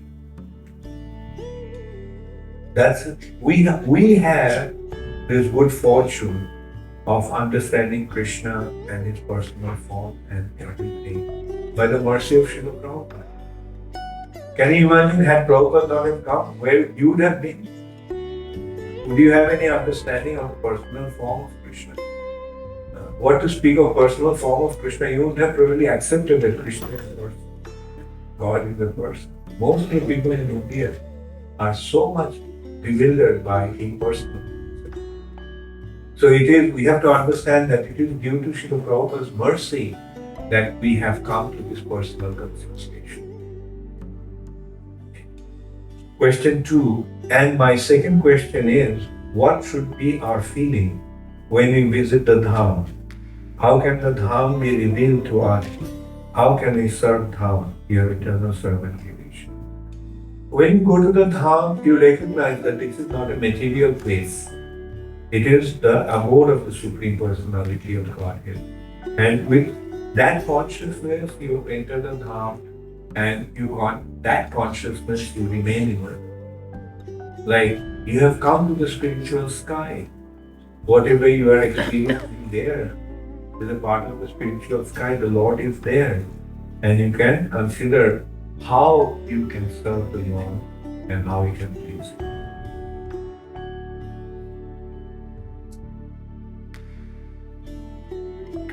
This question is from Brajaraj. Where is Brajaraj? Okay. Thank you. Hare Krishna Guru Maharaj, can you please tell me how beautiful Goloka is? It's a very difficult question.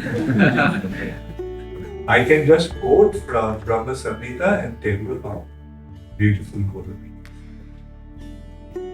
Brahma is describing Chintamani Prakara Satmasu Kalpa Vriksha Laksha Vritesu Sulabhira Vipalaya.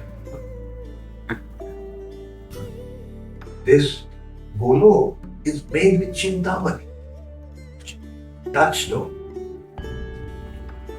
Can you imagine what touchstone is like? By the touch of that stone, everything becomes gold. And Vrindavan is made, Goloka is made with touchstone. Everything there, houses and walls and garden, everything is made with touchstone. And Vrindavan is a forest. But that forest is full of desire trees. Kalpa Vriksha. You know what a desire tree is? Like what does a mango tree give? Mango. What does a pineapple tree give? Pineapple. What does a desire tree give? It can fulfill all your desires. Right? So it's Vrindavan forest is full of that desire. And in Vrindavan there are many cows. And all these cows are Surabhi cows. You know what a Surabhi cow is? Surabhi cow also can fulfill all. Not only it can give unlimited amount of milk, but if you say, oh, I have 5,000 guests today to feed, so Surabhi, can you please take care of them? And you know what Surabhi can immediately do? Surabhi can immediately make 5,000 plates made of solid gold with 25 holes in them. Made of solid gold, starting with diamond and sapphire and rubies, and filled with all kinds of most delicious prasad. And in this way, 5,000 guests are served. So that's one Surabhi. And Vrindavan is filled with so many Surabhis. You know how many cows Krishna alone has? 900,000.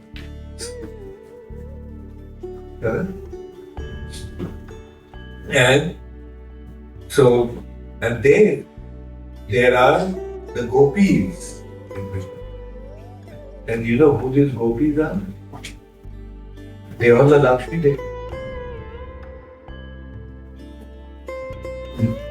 So that's how beautiful Krishna. Okay?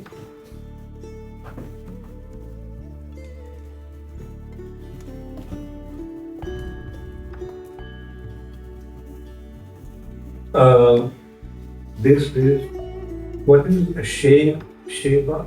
Sham. Or Sham. That's which Sham? Sham. Sham. Oh, that's your. Yeah, not Sham. How do you spell it? S-H-A? S-H-A-M. ocean, essentially are in Krishna. Hare Krishna, sir. Thank you for coming. Thank you. How does one practice humility? How does practice humility? Ultimately it's a matter of just becoming humble. It's not practicing to become something. Like what you see in the material nature, we are opposed to humility. Humility. We are arrogant. We are proud. Why we are proud? Because we think we are bigger than the biggest. Right? Why we are arrogant? We think we are better than the best. Right? But when we recognize that our situation is actually not that, but the opponent. I am the greatest, the Lord is the greatest. Then in relation to Him, when we see us, we see how insignificant we are. And we tend to depend upon Him. So our dependence upon Him makes us natural.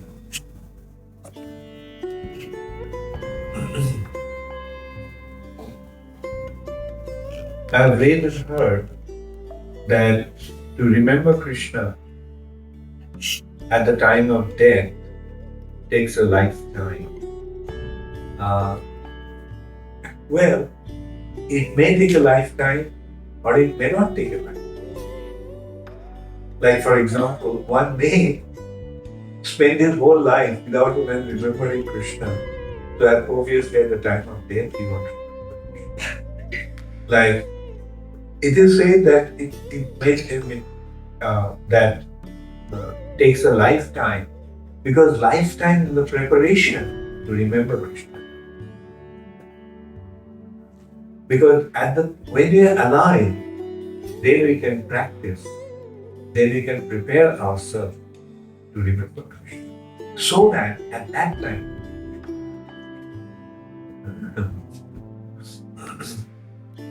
Srila Prabhupada factually assures us that we can attain Krishna Prabhu in this lifetime.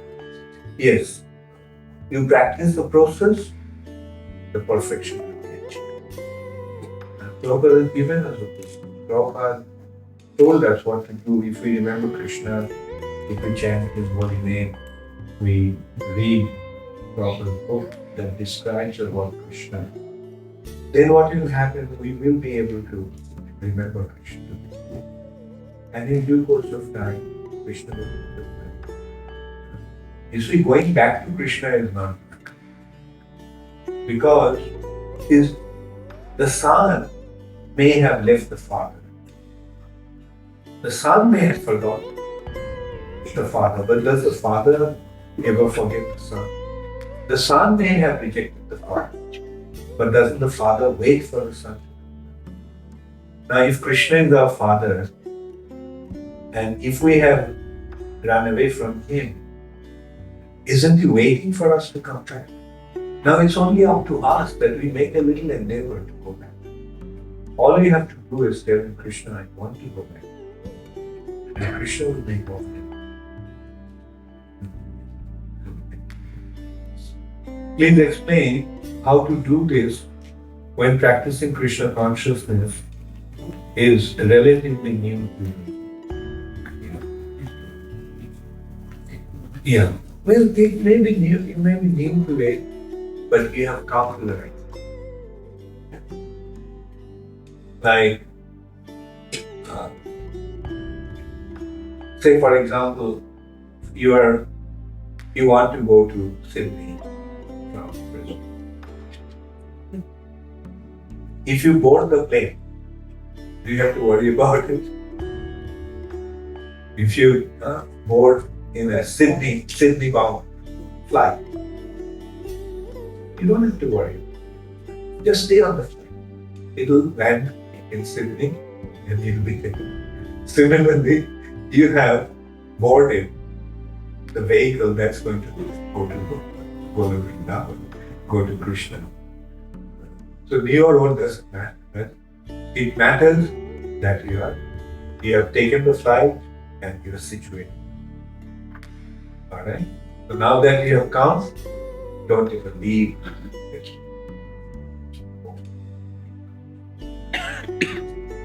Thank you, sir.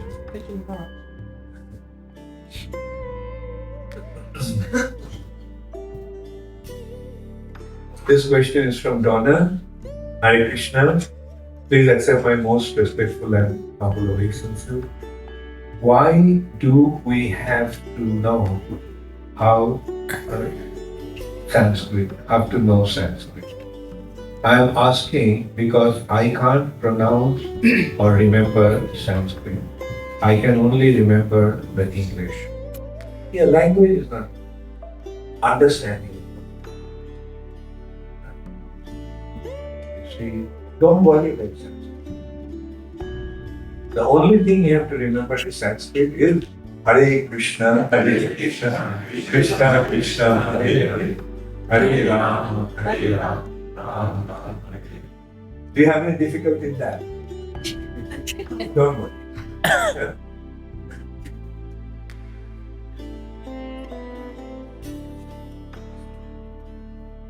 This is also from Mayapur TV, Kartik Agarwal, India.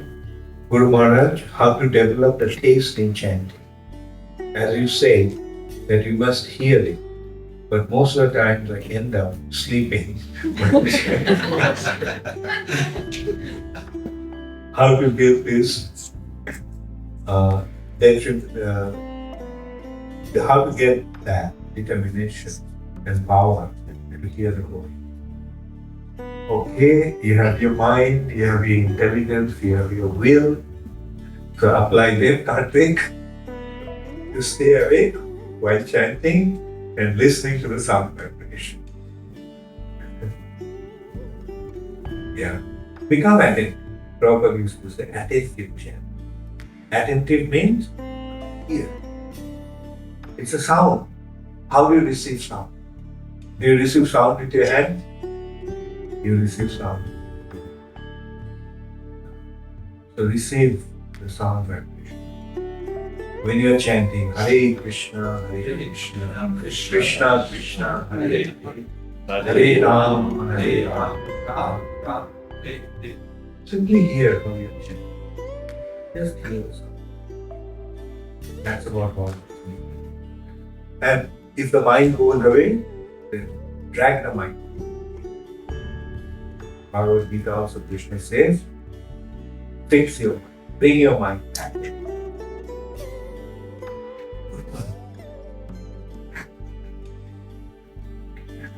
Janaki Naidu. Where is Janaki? Oh, there you are. Maharaj, please accept my humble obeisances. How is it that someone who doesn't come to the temple, chant round, but says Krishna's name at the time of death, goes back to Godhead, and yet someone who has been a devotee of Krishna all the life, at the time of death doesn't remember Krishna, doesn't go back to God? Yeah, good question. See, it is not a matter of what we are doing. It's a matter of how we are doing. Right? So, if our chanting of the holy name is with full sincerity and full conviction, right? Then at the time of death, we'll be able to get the perfection. But if we didn't chant the holy name, if we squander this opportunity, then because we are not serious about the process, we won't be able to remember Krishna. So what really matters is that we remember Krishna. In order to do that, we have to cultivate proper devotion. We have to develop our love. Like when you are in difficulty, who do you remember? At the time of difficulty, whom do you tend to remember? The person who you depend upon the most, isn't it? Now, if you consider that Krishna is your ultimate shelter, and besides Krishna there is no other shelter, then won't you be able to remember Krishna at the time of death? Because that time is so difficult. So that's why what is important is to practice to remember that. Practice to recognize that Krishna is our ultimate shelter. And by cultivating that attitude, we'll be able to. The next question is from Tina. Hare Krishna. Dearest Maharaj, please accept my humble pranams. When Kardama Muni left to the renounced order, even after receiving Kapil Dev, the Supreme Personality of Godhead as his son, Srila Prabhupada explains that it was to teach us the example of the importance of following Varnashram. This is still difficult to understand. Can you please explain more? Very good question. Now, does everybody understand the question? Okay. Okay, Kardama Muni was a great saintly person. He was a sage. One of the most exalted sages. And he received Kapil Dev as his son, who is an incarnation of the Supreme Person. So, the goal of Kardama Muni was a sage. What the sages do? Munis, they meditate. Right? And so, and what is the purpose of meditation? To achieve the Supreme Personality of Godhead. Now, the Supreme Personality of Godhead is born as his son, and he left home and his son at home, and he went to the forest to meditate. So Tina's question is that why did he do that? Like the Lord is born as his son, and he went to the forest to meditate upon him. That is because, you see, Kardama Muni's relationship with the Supreme Personality of Godhead was in the mood of Shanta. Sages, they, you see, Janji Rosha Shei Short. Whatever one's mellow is, he considers that to be done. So his relationship with the Lord in Shantaraj is the highest. But at home, he could develop Vatsalya with the Lord. But that is not his mellow. That's why he was not interested in that. He went to the forest to just sit down and meditate upon the Lord in silence. So that's a concept. Only the Lord and Him. Answer your question? Okay. Okay, thank you all very much. All glory. One question. Yes. You have a question? Or written off. Okay. Then we want the question. Okay. If I'm trying to pray Radha very slow, this one rather than Krishna, am I making a sin on it? No, that's not. How is Yeah, actually, we are all devotees of Radha. We love Krishna because Radharani loves him. We are following Sri Chaitanya Mahaprabhu. Right? We are the followers of Chaitanya Mahaprabhu. Chaitanya Mahaprabhu, Krishna in the mood of Radha. Right? So whose devotees are we? We are Radharani's. Right? So you are the right shot. Don't worry. Thank you. Hare Krishna. Hare Krishna. Thank you very much, Maharaj, for your 3 day of wonderful nectar. I'm sure we all have learned quite a lot from these 3 sessions. Now, just to wrap it up, we'll request a few devotees to come and share their realizations about the 3 day program which we had on Happiness Simplified. And I request you can write down your realization, and I hope you have already. So we'll request that if you can speak for about 4 minutes or 5 minutes at the most, so we can give chance to others as well.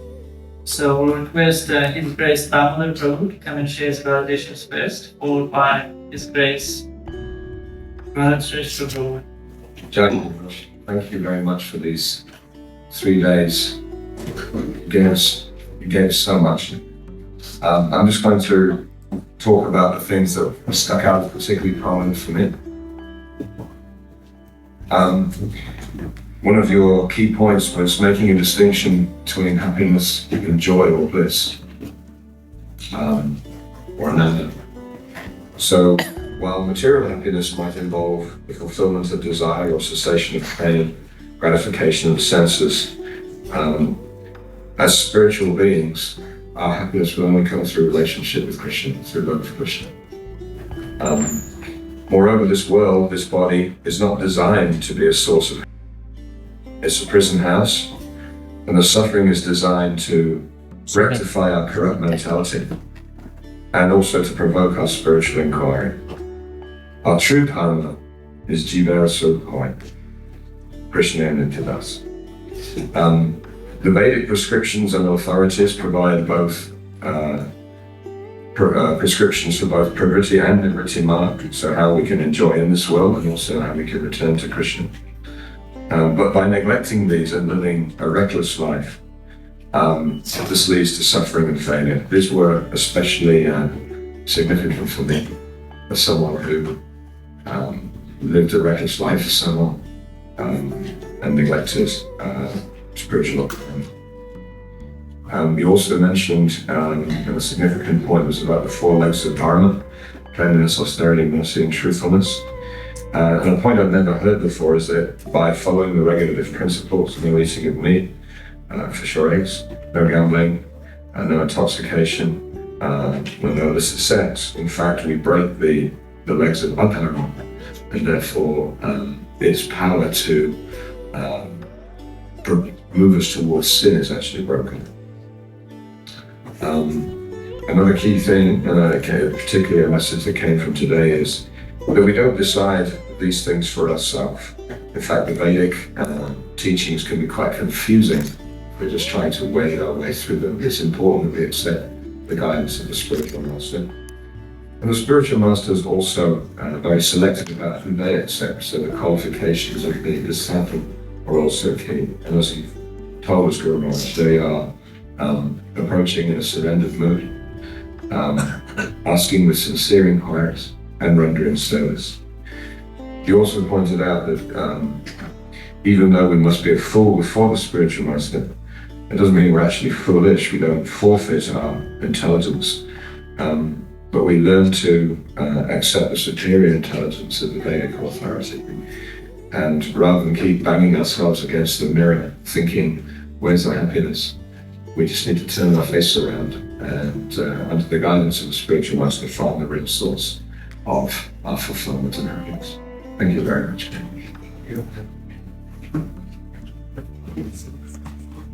Thank you very much, Damodar Prabhu, for your nice realizations. So I will request Shrestha Prabhu, followed by Mīmāṃsa. Please accept in humble obeisances, all glories to Srila Prabhupada. My encounter with happiness, like the way I was actually thinking, I work on the 21st floor of in North Sydney, and I was looking down at people, and people were looking that small, and cars were that small, and everyone was like going in different directions, and cars were going in different directions, and I was thinking, what is happening? Like, it looks so haphazard and everything. But when I started thinking about it, I felt that everyone is trying to seek something, and that was happiness. And I'm lucky that I came to this seminar, Happiness Simplified, because it really simplified what happiness is actually. So, and what I realized is that throughout our life, rather each and every moment of our life, we are looking for happiness or trying to be happy. And I knew about happiness, but had never delved into the depth of happiness. And as we realize now that by you that happiness is fulfillment of desire, cessation of pain, and gratification of sense.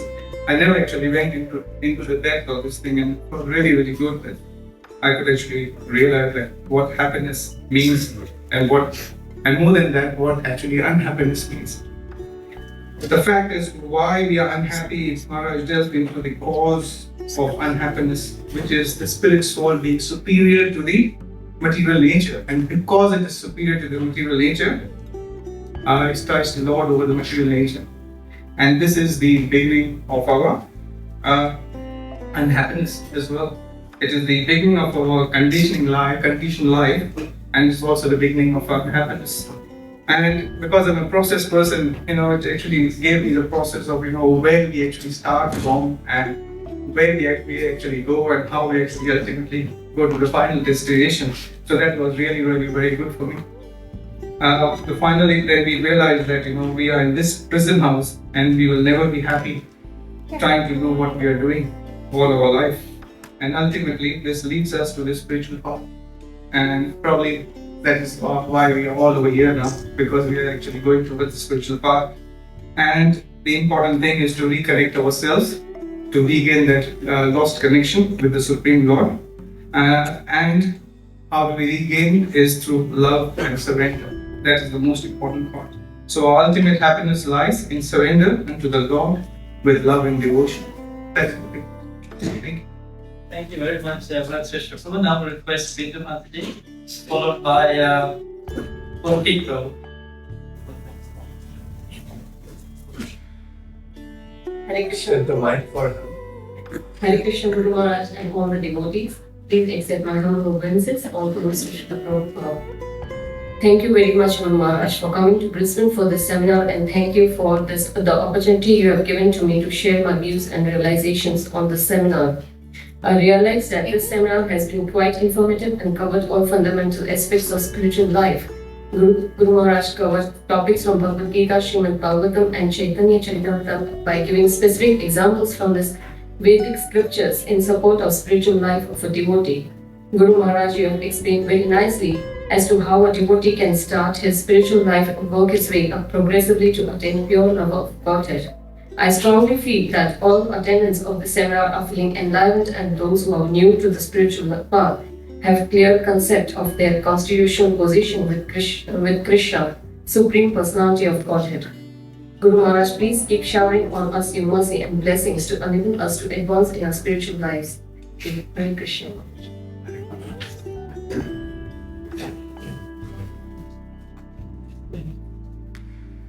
Thank you, Bindu Mataji. So request Goloka, followed by Bharata Mataji. Hare Krishna, everyone. Please accept my humble pronouns. My main realization from the 3 days was actually very simple, and it was to try and please Krishna in a very simple and pure way. I think more than what you said, Maharaj, that struck me was how you said it and the fact that you embody it and the personification of pleasing Krishna in a simple and pure way. So that's what really touched my heart. There's a very nice verse in Mīmāṃsa that says, "Let this temporary body be burnt to ashes, and let the air of life be merged with the totality of air. Now, O my Lord, please remember all the sacrifices that I have done, all my sacrifices. And because you are the ultimate beneficiary, please remember all that I have done for you." So throughout the 3 days, I've realized that in earnest, I can't really mean this prayer because I haven't done much for Krishna. So you have given me the impetus to actually start doing something new for Krishna. So thank you. Thank you. Don't request Bharata Mataji, then followed by Ina, and then last speaker will be Deepak Pro.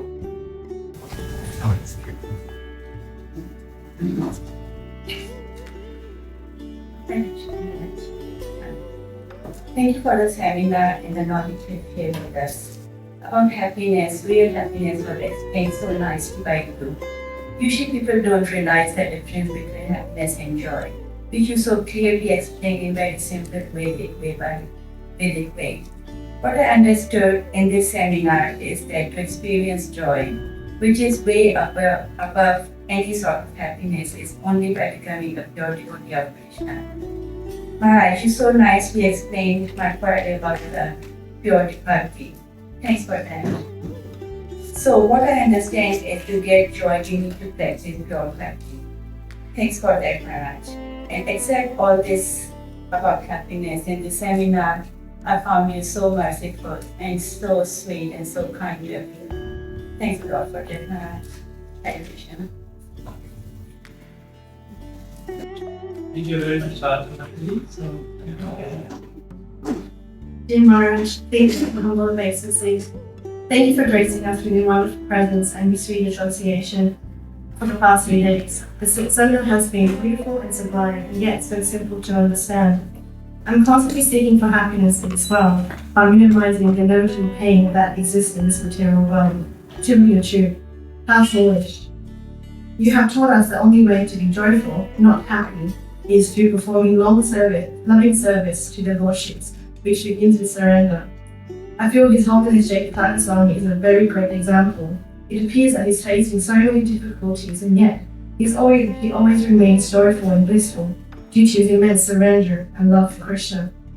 Through his and your example, we can understand Krishna consciousness is definitely a blissful process.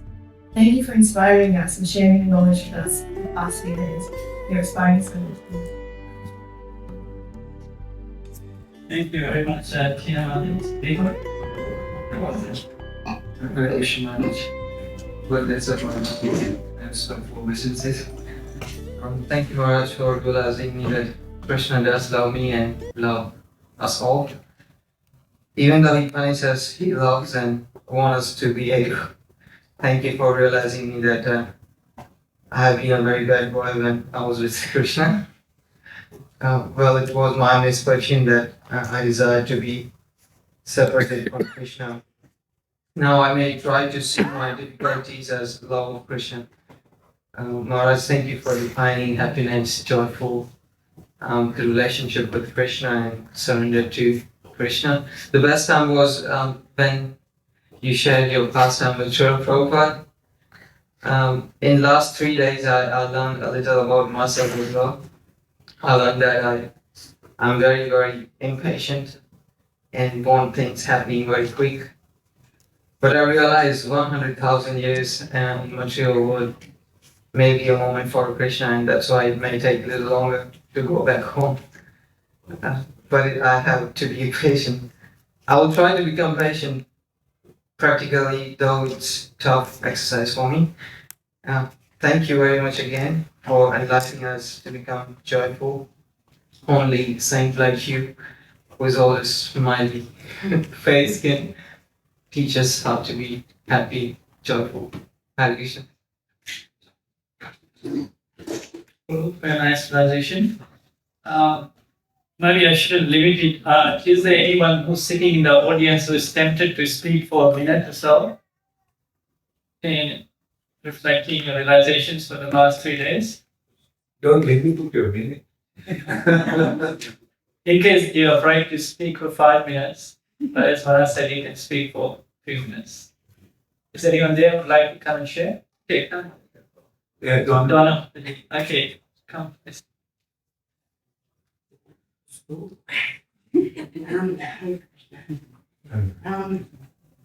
When I came here, well, firstly, my goal in life was to become happy the way God says to become happy.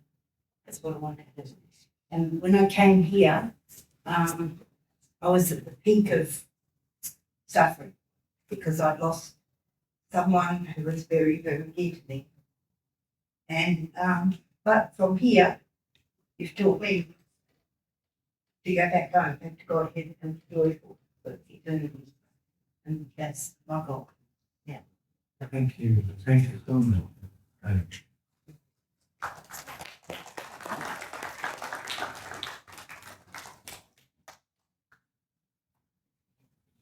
Thank you, Donna, for sharing the realization. Is there anyone else who would like to say? Raj, did you put your hand up?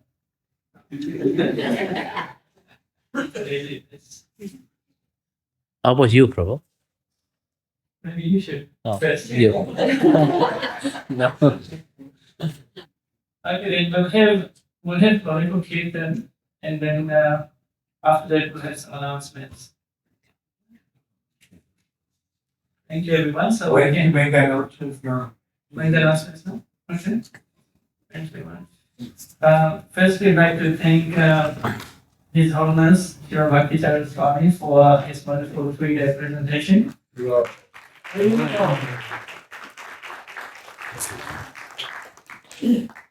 And I'd also like to thank the background organizers who are always go unnoticed. So they're putting a lot of effort to make this program a success. And just got some flowers here for my Maharaj. Came faster to put them first, as I call their name. So I'd like to call His Grace Damodar Prabhu just to come take some blessings from Maharaj, and hopefully we can organize even a much better program next year.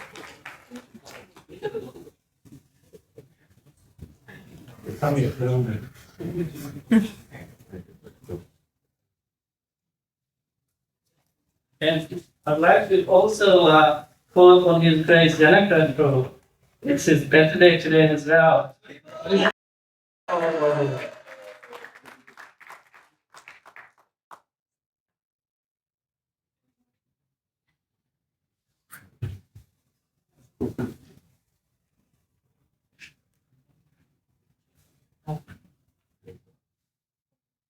Happy birthday to you. Very happy Krishna conscious return of this. And also like to thank and call upon His Grace Kirtan Prabhu, please.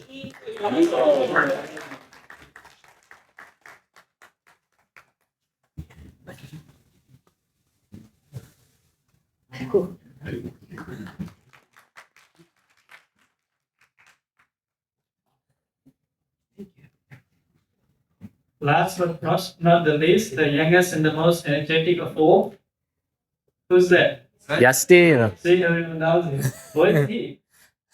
Background arrangement stuff. Yeah, yes. For the satisfaction of all you devotees. So anyway, we'd like to thank Yastil as well. I think he's putting tremendous effort along with His Grace Damodar Prabhu, Janaka Prabhu, and Kirtan Prabhu to make this program a real success. So we'll give them a big Hare Hare.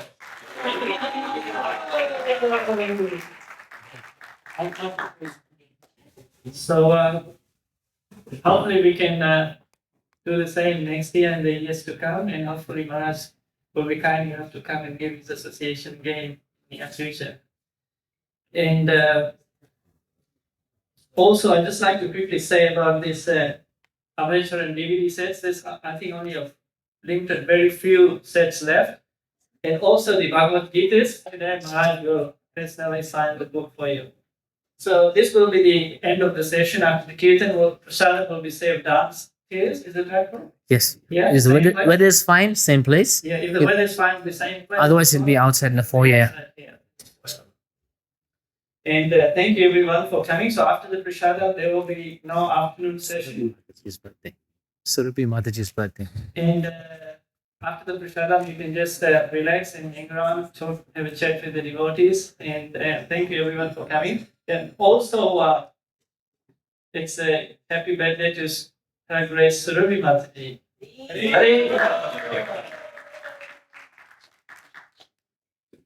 I'm sure you'll get some nice cake as well, which hopefully is being arranged.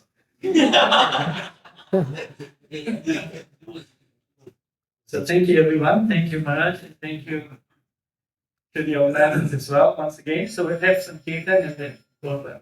Thank you very much, Ramanuja, for emceeing the whole program and conducting it so eloquently. It's a pleasure to have the devotees in this moment. Okay, so,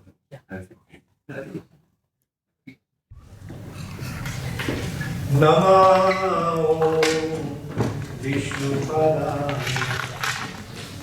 Krishna Krishnaya Bhutale Srimati Bhakti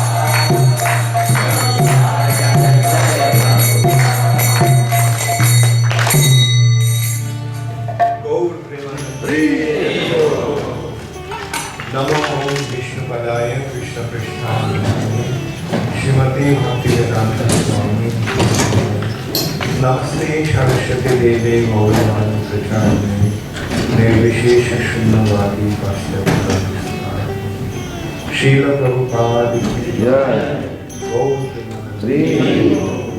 His Holiness Bhakti Charu Maharaj Ki Jai. Srila Prabhupada Ki Jai. All glories to that simple devotee.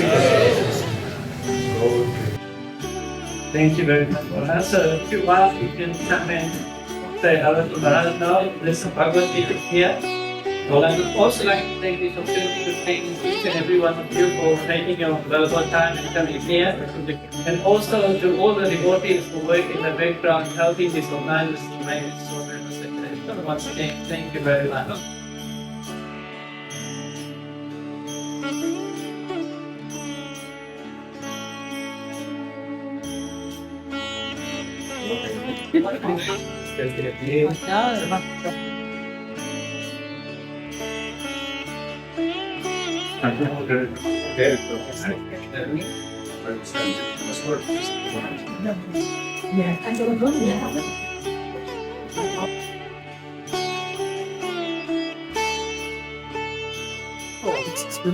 Happy birthday to you. Okay, make sure that no one is off base.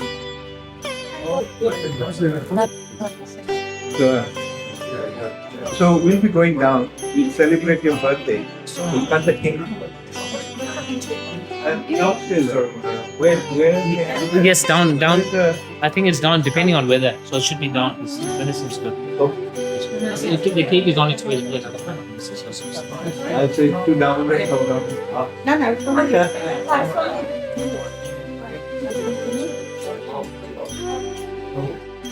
Maharaj, maybe you come by, you like sitting at the post. Okay, so when you stay at the and you know, the reason is quite similar. Okay.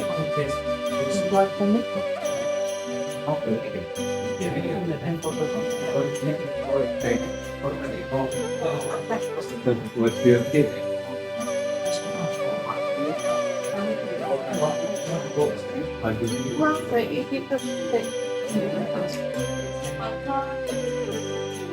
Okay. Thank you. Hare, are you going to leave it? No. Maybe when you grow up, then you. Alright? Hare.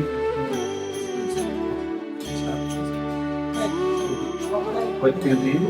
Sanata. Oh, Janaka. Hare Krishna. Hare.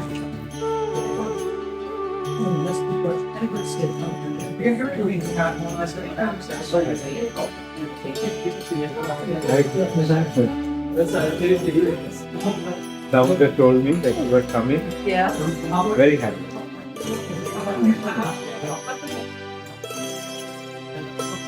Thank you, sir.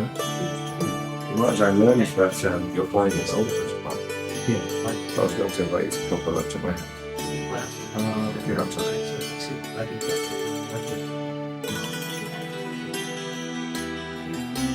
Yeah, you're flying this later, I think, but maybe you've got some other commitments.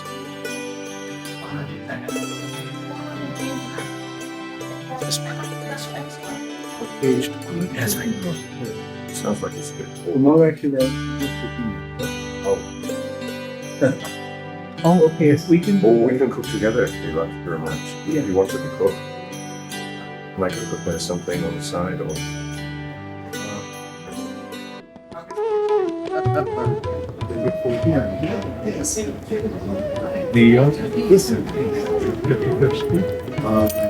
Hopefully not generation. Then once later they'll move into the trust.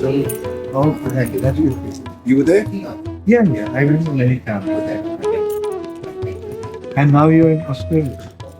How come you're here? The need empire. Okay. Yes. Very good.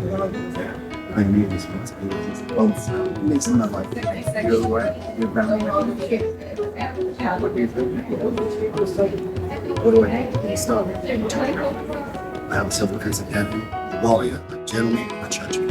An author, humble soul, associating with these persons. Yeah, I think he was telling me that you teach martial. Well, grand champion several times. Yeah. Yes. I haven't had the opportunity to talk to him. When I saw you, I was recognizing you. The other day I saw you.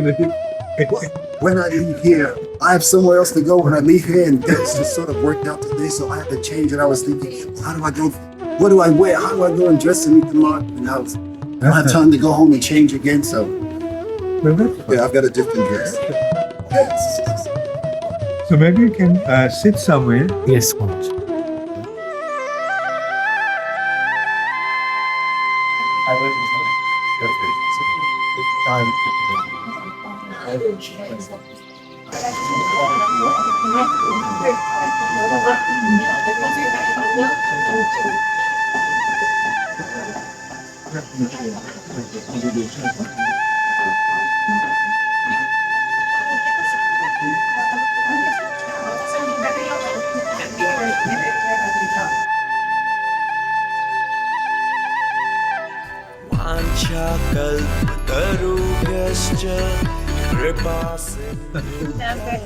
Our birthday. No, it's Mataji's. Told us your birthday. Right down. Hare Krishna. So, you all know that today is the birthday of two wonderful persons. Sorry. Surabhi Mataji's birthday and Janaka's birthday. So, do you think it's a good idea to cut a cake? Both of them.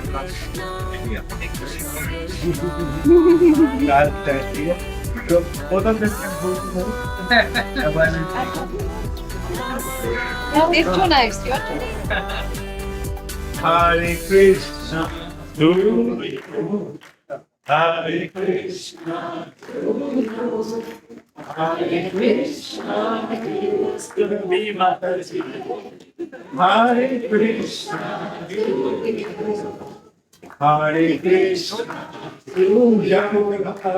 Hare Krishna to Hare Krishna to you. Hare Krishna to you. Hare Krishna, Hare Krishna, Hare Krishna to you. Hare Krishna to you. The first picture will be to you. Hare Rama to you. Hare Rama, Hare Rama, Hare Krishna, Krishna Krishna, Hare Hare, Hare Rama, Rama Rama, Hare Hare, Rama Rama, Hare Hare, Hare Krishna, Krishna Krishna, Hare Hare, Hare Rama, Hare Rama, Rama Rama, Hare Hare, Rama Rama, Hare Hare. सुंदर लाला सचिदुलाला नाचत श्री हरि कीर्तन में सुंदर लाला सचिदुलाला नाचत श्री हरि कीर्तन में भाले चंदन तिलक मनोहर भाले चंदन तिलक मनोहर अलके शोभे कपोलन में सुंदर लाला सचिदुलाला नाचत श्री हरि कीर्तन में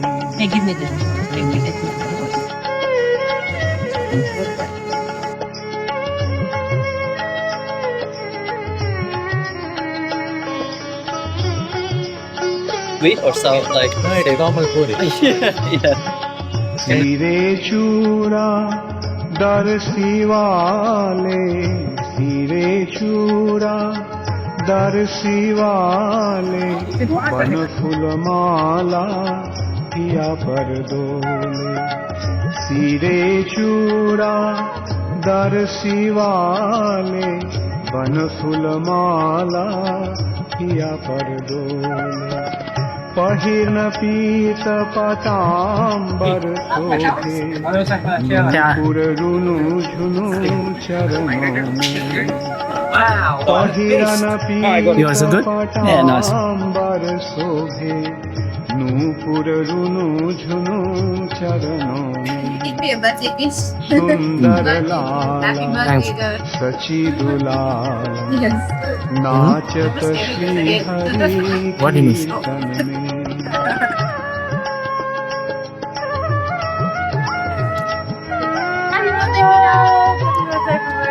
Welcome. Thank you. Thank you.